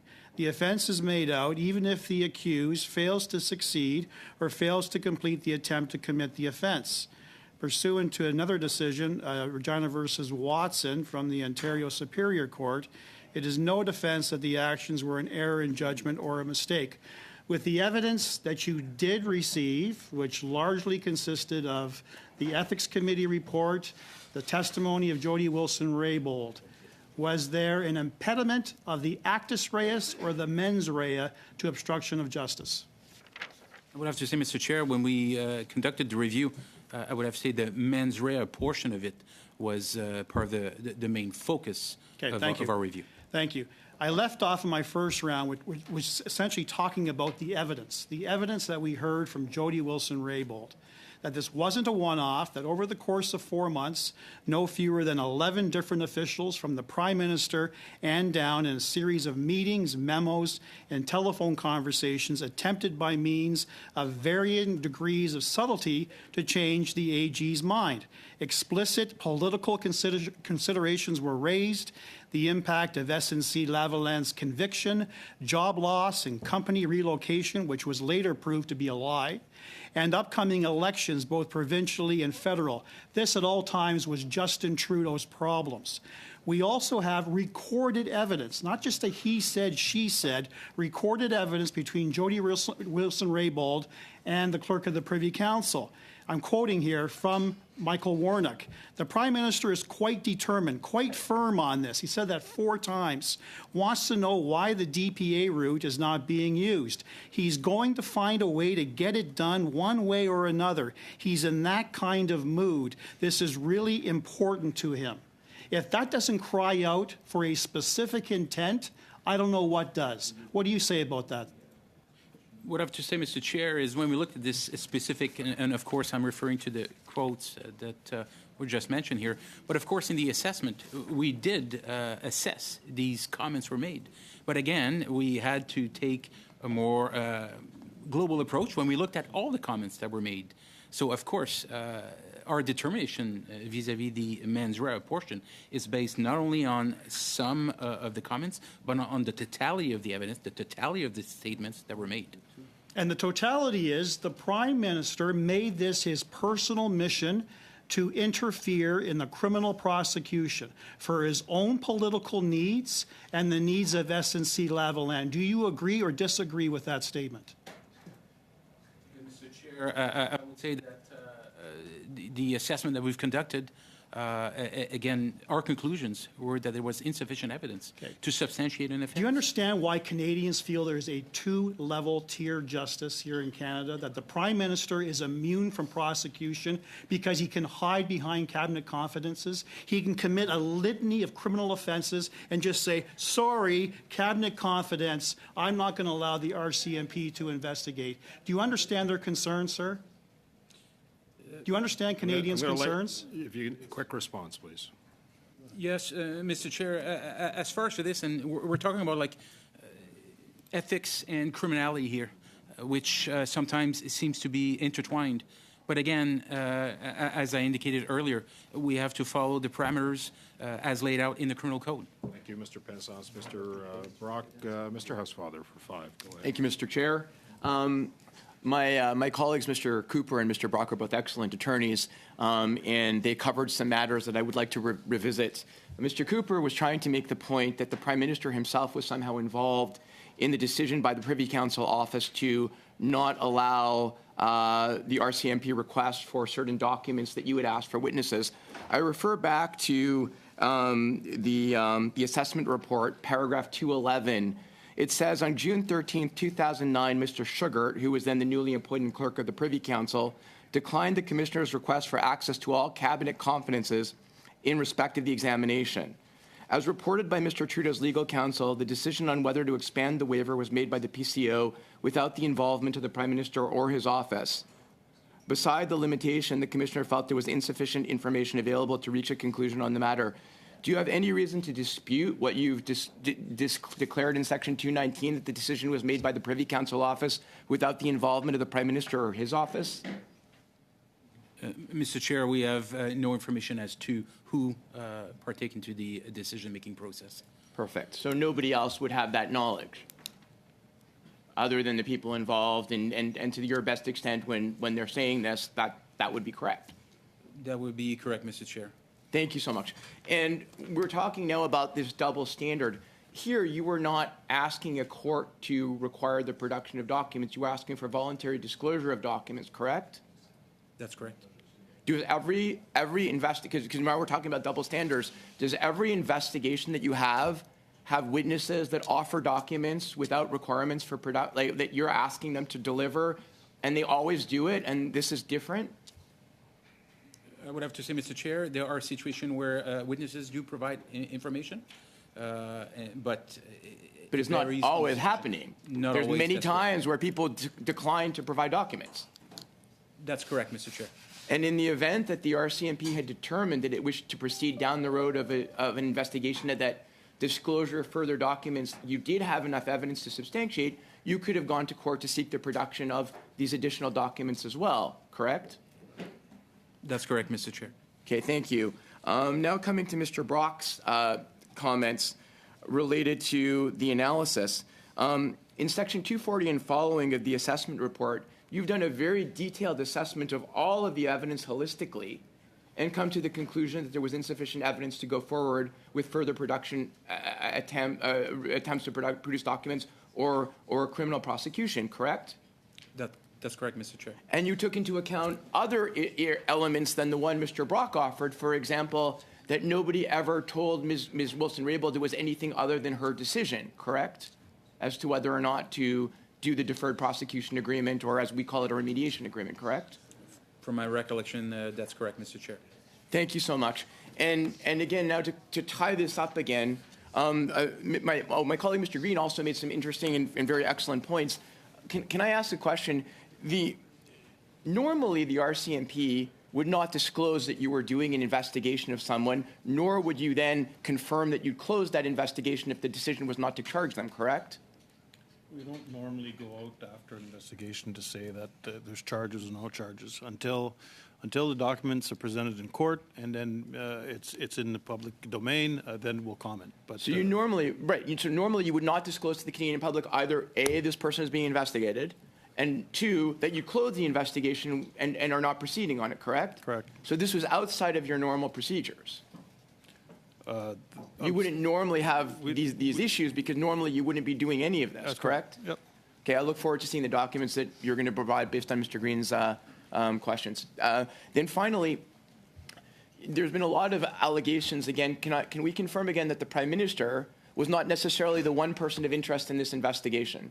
No, I think when you look at the report, there's people from PMO's office, there's people from the Justice Department, and others that were interviewed. So the idea that this one person was the center of everything, and that this one person was the person you were looking at, and that you had decided through political pressure to close that investigation is false, correct?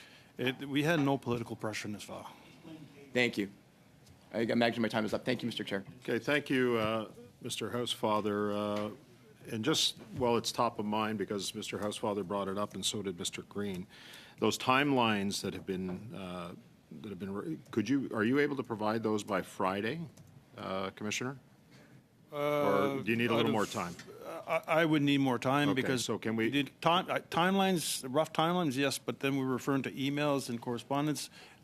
Let me go back to my team, and then I'll be more than happy to follow up Secretariat to say how long it's going to take us. Okay, I would This appreciate is like that. a mini 'cause- ATIP request that I have to ask our team how much Right. information is there. So, Thank you, Commissioner, because we do want to make sure that we have that information as soon as reasonably practicable, okay? Thank you.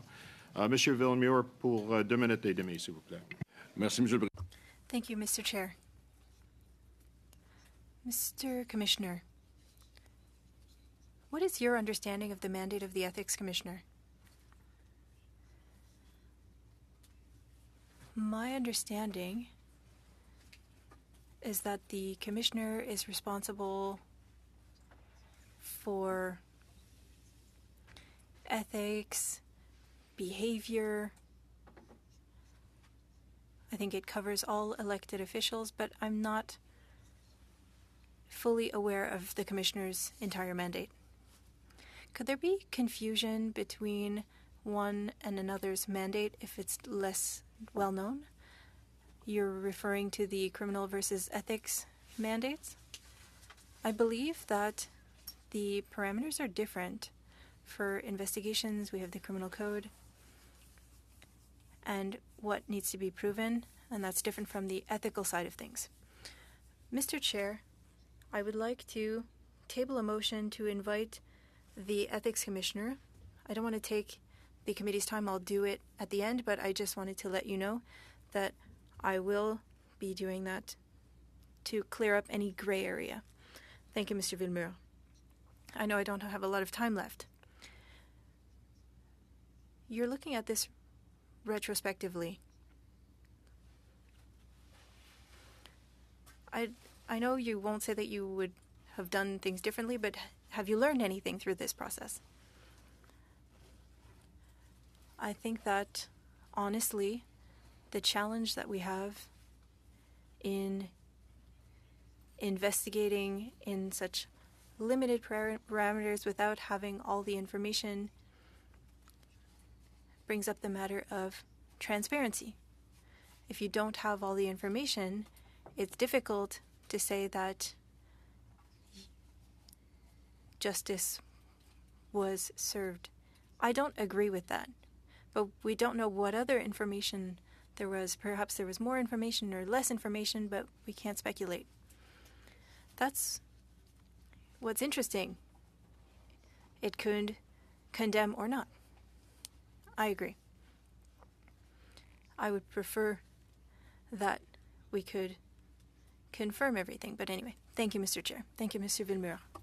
Thank you very much. I want to give you the opportunity with the ability to have hindsight, given your participation and now your ascension to the Commissioner of the RCMP. Are there any lessons that could be drawn or recommendations that you'd like to provide this committee regarding the SNC Lavalin affair? For instance, if the same situation were to come up again, would you take the same approach? If so, why? And if not, what would you do differently? I'll let Mr. Painst refer about the same approach, but I go back to Monsieur Villemure's question with regards to transparency.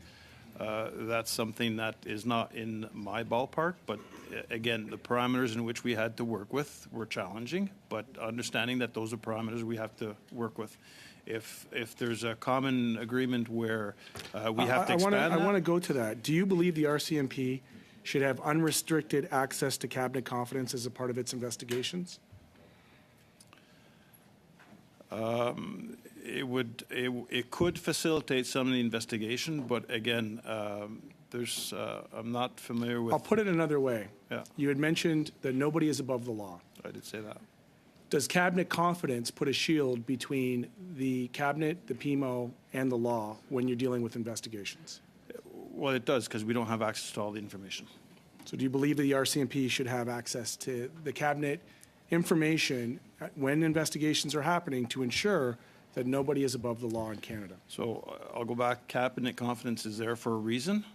And I think the interpretation of cabinet confidence, which we had a discussion earlier, sometimes differ from one person to another. And I think the reason why there's a reason for that. And I'm not an expert to explain what the reason is. Sure.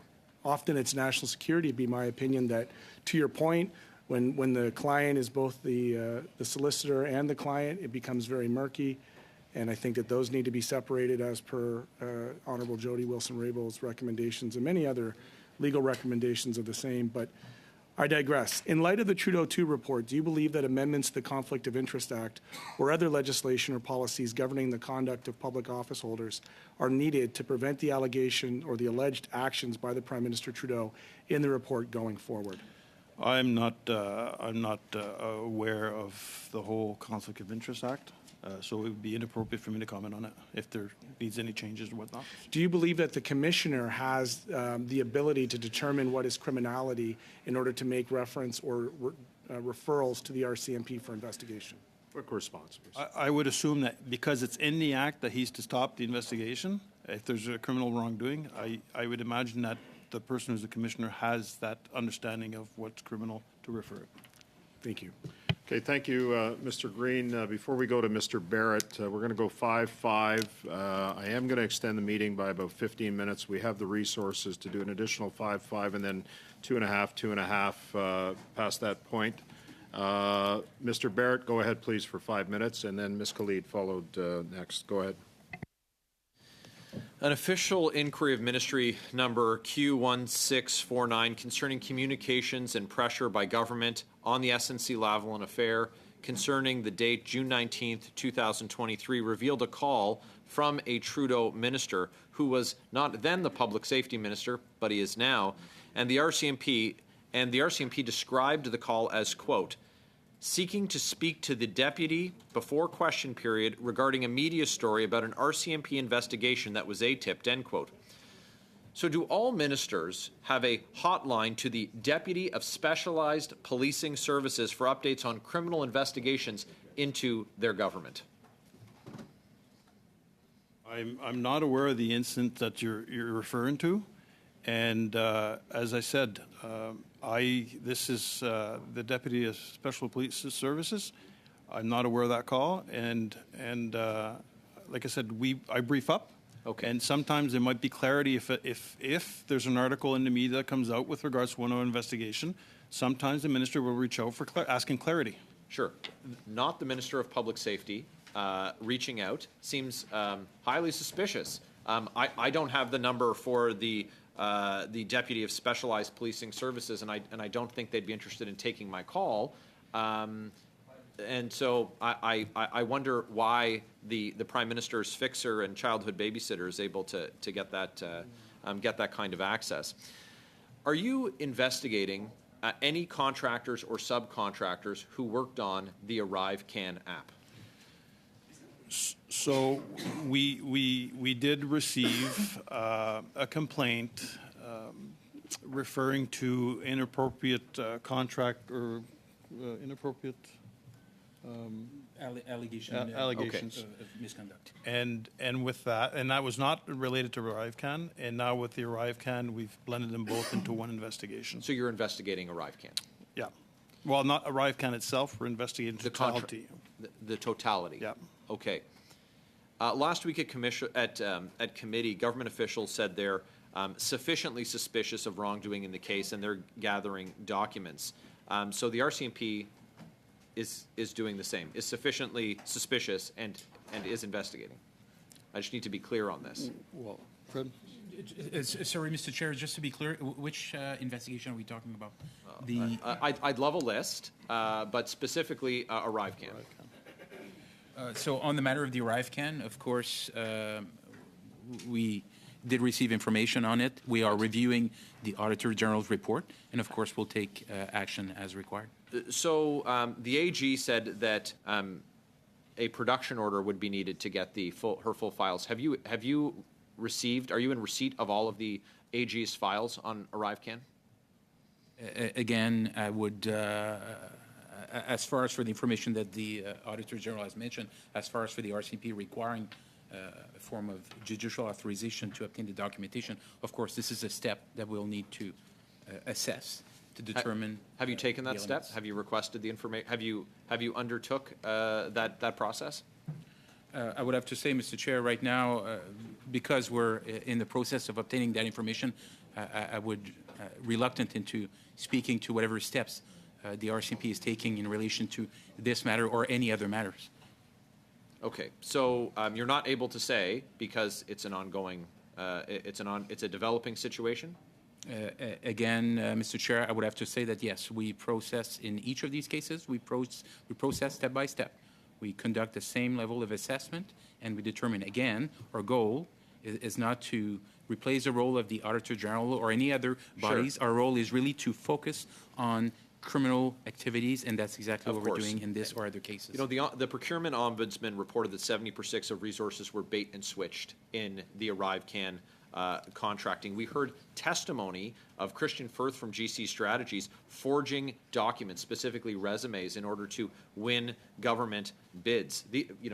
These are very serious things. We've heard this now in the reports of independent officers of Parliament.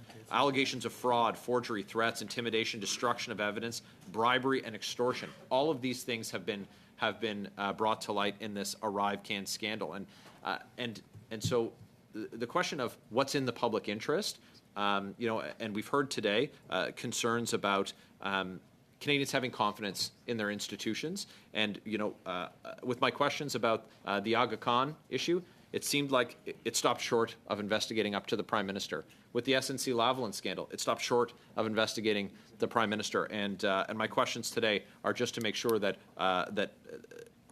we're not stopping short of getting all the answers that Canadians need. And I'm just wondering if you have anything more to say on with the totality of what you've heard on the Arrive scam. Is there an investigation? So if I, Mr. Chair, and I confirm that there is an investigation, and we're not going to comment because it's ongoing. Thank you. Perfect. Thank you, sir. Ms. Khalid, 5 minutes. Go ahead. Thank you very much, Chair, and thank you again to the witnesses. I had the opportunity to serve on NSI COP for a little bit, where I really got to have those candid conversations about how the RCMP operates, and appreciated that candid nature of those conversations that we were able to have, and come to constructive conclusions and recommendations and findings as to how we can improve the system better. So I really appreciate, Commissioner, what you had to say about cabinet confidences. Can you perhaps expand a little bit on how those cabinet confidences and that ability to make decisions impacts the work that you do as an independent organization? I guess the example, Mr. Chair, is what we're living right now. There's no doubt that there is a reason why there's cabinet confidence. As to what extent. And again, we talked about full transparency when we're running investigations, but we also talked about the parameters in which we can operate in, and the regulations are made in such a way that here's the information that's available, and there's a process in place to request additional information, which was refused to us. Thank you. Now, I realize that we're trying to get to better ways forward, which is why I really appreciated Mr. Green's questions about what's next and how can we prevent issues like this arising. And, my colleagues have brought up ArriveCAN, et cetera. How does political, I think, I'll give you an example. The leader of the Conservative Party sent you a letter demanding that you investigate ArriveCAN. How does that impact your independence? And are you going to be responding to that letter? Yeah, we'll be responding to the letter. It's a complaint that we received that we're investigating. Take apart the position of the individual. It's a complaint we receive, and we were already looking at the initial complaint that came in, and we'll be investigating. And, just given the nature of what's been happening in the media and the questions that we've been asked today, do either of you feel that it's appropriate for the leader of the opposition or for other political officials to attempt to interfere with the RCMP's independent work in investigations like this? I would have to say, Mr. Chair, I would have to say that we always welcome any types of information, either being from anyone and in relation to a matter. Of course, we'll assess that information and we'll take whatever step is necessary based on our assessment and or investigation of the matter. So, and this is my last question, Chair. I've seen allegations of the RCMP being at the beck and call of Prime Minister Justin Trudeau. Is that true? Like I said, I haven't briefed the Prime Minister maybe on a couple files since I've been in a senior position, but we're not. The RCMP is not politically driven. We're independent. The fact is that the leader of the opposition can write a letter to ask for an investigation. That we're doing it demonstrate that we're not politically driven. Thank you. And I'll take this last opportunity to thank you for all of your work and to thank all of the women and men in the RCMP for the excellent work they do in our communities. Thank you. Thank you, Ms. Khalid. Monsieur Villemure, pour 2 minutes et demie, s'il vous plaît. Mr. Villemure for 2.5 minutes. Thank you, Mr. Chairman. I'd like to take the most advantage of this I can. According to my colleague, Mr. Green, he was saying that with cabinet confidences, and this is an aspect that interests me a lot, that there's a kind of a screen between the Prime Minister and the RCMP in that case. And well, at least it seems to have created that. Now, changing cabinet secrets or confidences is not something that's easy to do, but we're not lawyers. Nevertheless, what I'd like to know from you is, given the changes that have been made to cabinet confidences, which is a very significant thing, and given the needs of the RCMP, when you try to balance the two, do you feel that we should move in that direction, that it would be worth it, or that you think that it's been done once and that we'll just move away from that? Well, Mr. Chairman, I think you have to understand, first of all, why cabinet conferences came into effect and see how it might be applied or changed, and if it's up to us to do so. I mean, you know that, yes. But in your opinion, as a member of the RCMP, did you often have to deal with cabinet confidences? And if so, did you feel that the same parameters were applied, or was it narrower?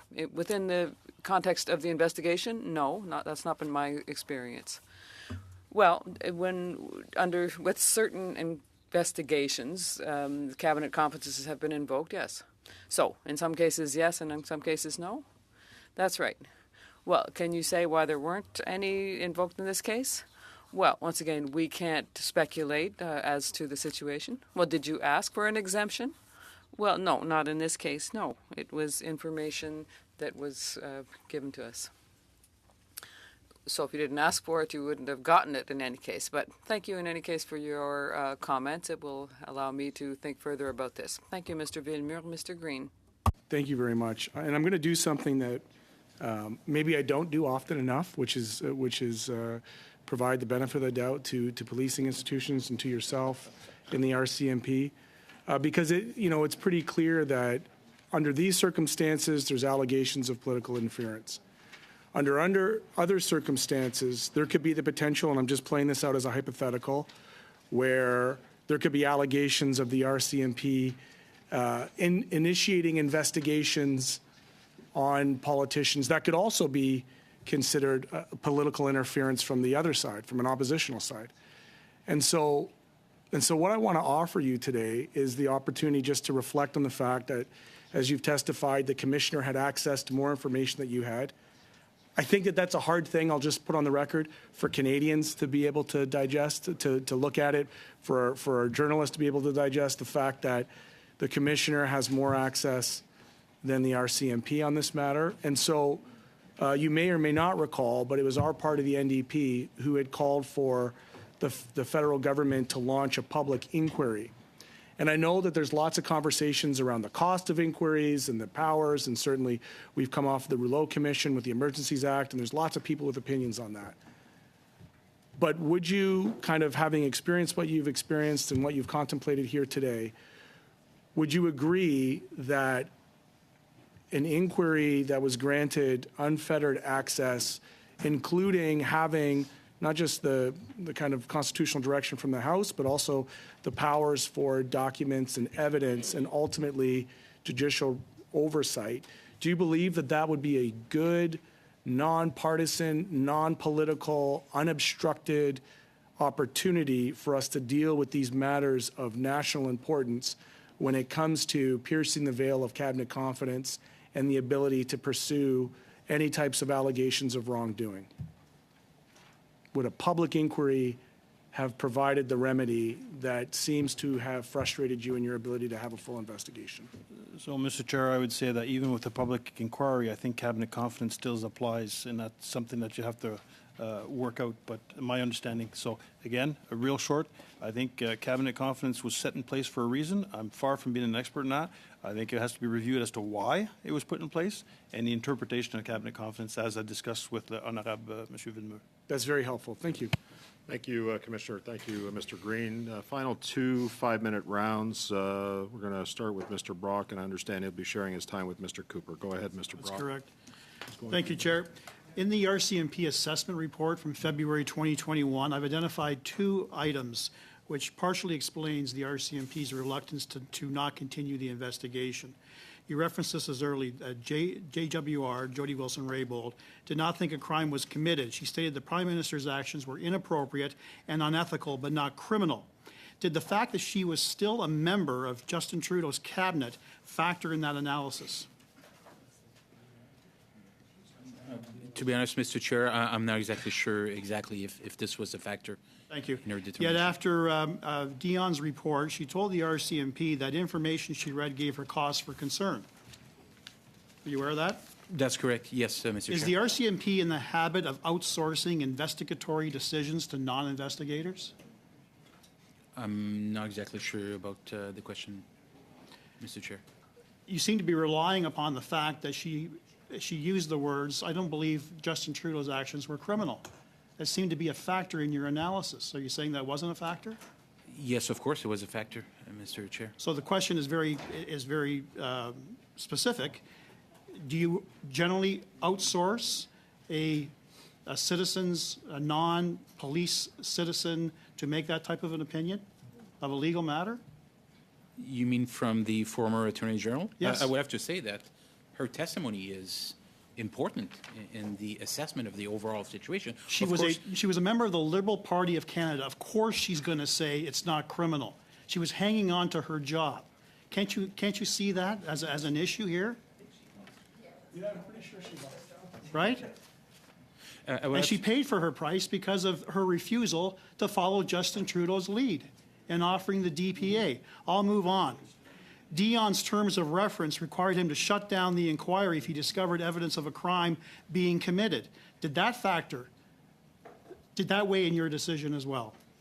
Again, I would have to say, Mr. Chair, that this was not a determining factor. Okay. Again, it was based on the overall. This is one element amongst a myriad. The Justice Committee, before it was shut down by the Liberal government, interviewed 5 witnesses. Ethics Commissioner interviewed 14 witnesses, yet you interviewed 4 witnesses. You did not interview the Prime Minister. You didn't interview anyone in his office, the PMO or the PCO. My last question to you is, you had the opportunity to interview Justin Trudeau and you declined, yes or no? What I have to say, Mr. Chair, that this is an answer that's not a yes or no question. What I have to say is that when we look at this, of course, our purpose is to look for criminality. We need to meet that threshold before we can proceed to further steps. Again, and everyone else had an interest in those witnesses except the RCMP. Thank you. Moving on to Mr. Cooper. 2 minutes, Mr. Cooper. Thank you, Mr. Chair. Just to clarify for the record, the RCMP could not rule out criminal wrongdoing on the part of the Prime Minister, correct?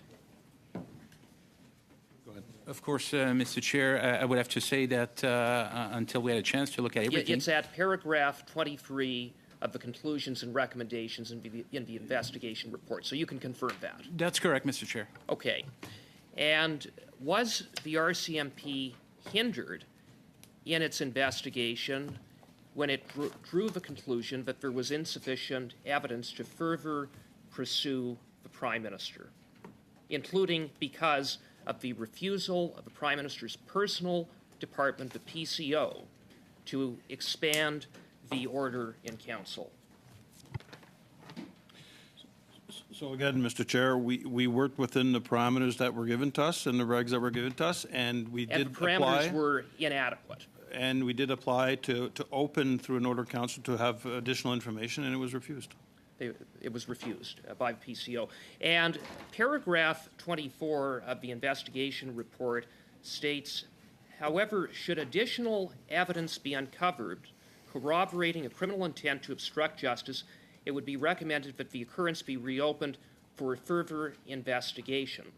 Now, I have a real tough time understanding, in the face of the obstruction that the RCMP was facing by the Prime Minister and the consequent lack of evidence to further pursue getting to the heart of the issue, that being obstruction, why the RCMP didn't see fit to even pick up the phone and contact the Prime Minister and schedule an interview with him. Quick response, if you will. Yes, I would have to say, Mr. Chair, in this situation, of course, again, we have to operate within the parameters of what we have. It's not up to me. Nothing within the parameters that you had that would have precluded you from picking up the phone to contact the Prime Minister. But again, we have to assess if a criminal offense has taken place. Thank you. Ms. Khalid, 5 minutes. Go ahead. Thank you very much, Chair. So just to recap what we've heard today, you investigated. You did not find any criminality or any wrongdoing. Is that correct? Based on the information I've given. Yes, that's correct, Chair. Mr. Chair. Yes. And we've talked about cabinet confidences and how there should be parameters around those cabinet confidences in balancing out transparency. Yes. And that, Mr. Chair, I'll leave it up to this table to determine what is appropriate. Absolutely. And we also confirm that you have acted independently, not on behest of any political party or any organization in all of the work that you do. As I said today, Mr. Chair, we did not brief anyone on this file at the political level once. Thank you. And just to clarify something that my colleague, Mr. Cooper, said, he said that the PCO is the Prime Minister's personal department. Is that true? Well, that's an opinion. I'll keep the opinion to myself. Thank you. I really appreciate the time that you've taken. I think, did you have some questions? Yeah, I think I'm going to pass it on to Mr. Housefather. Thank you, Chair.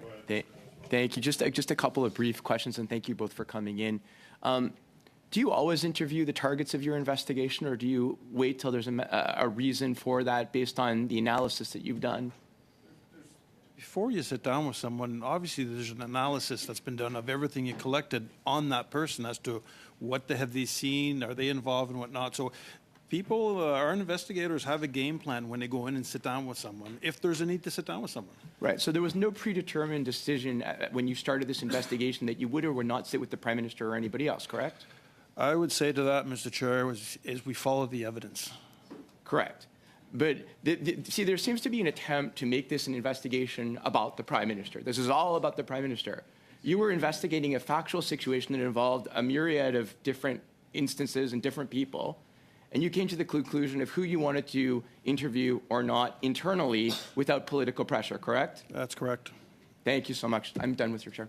Hey, thank you, Mr. Housefather. Thank you to our witnesses today, Commissioner Duhaime, as well as Staff Sergeant Pinsence. I will tell you, Commissioner, that the clerk will be following up with the Secretariat to make sure that we get the information requested in an appropriate timeline. So I want to thank you on behalf of not just the committee, but on behalf of Canadians for being here today. Monsieur Villemure, sur la motion qui était adoptée. Mr. Villemure, on the motion that was passed by the committee in October, the decision of the committee is for to have two meetings, and the witnesses that were proposed before the committee would be the former Conflict of Interest Commissioner and Ethics Commissioner, Mr. Dion, the interim Commissioner, Mr. Von Finkenstein, and also the former clerk of the Privy Council, Mr. Warnick. I propose to the committee that perhaps later on in the month of April we can do this, because Thursday we're starting on the committee report for consideration, and following that we'll be able to have that testimony before the committee, perhaps later in the month of April. Yes, go ahead. Mr. Chairman, thank you very much for the clarification. I appreciate it. I would like us to give precedence to the former commissioner, and there's some confusion about the mandate. I think that they can clarify, but there was one who was present at the time and the other took up his work afterwards. So I think if we're going to make one a priority, I think Mr. Dion, the former commissioner, would be my proposal to come first. Well, perhaps I could make a priority of all of the witnesses that we're asking to appear before the committee. The problem now is that we have only one meeting on Thursday, then we have 2 weeks in our ridings, and then another week in March. So perhaps in the month of March, we might be able to have some of the witnesses here. So that's the problem. It's a problem of the timetable, the House calendar, and for the committee as well. Okay, thank you very much. Once again, thank you to our witnesses for today.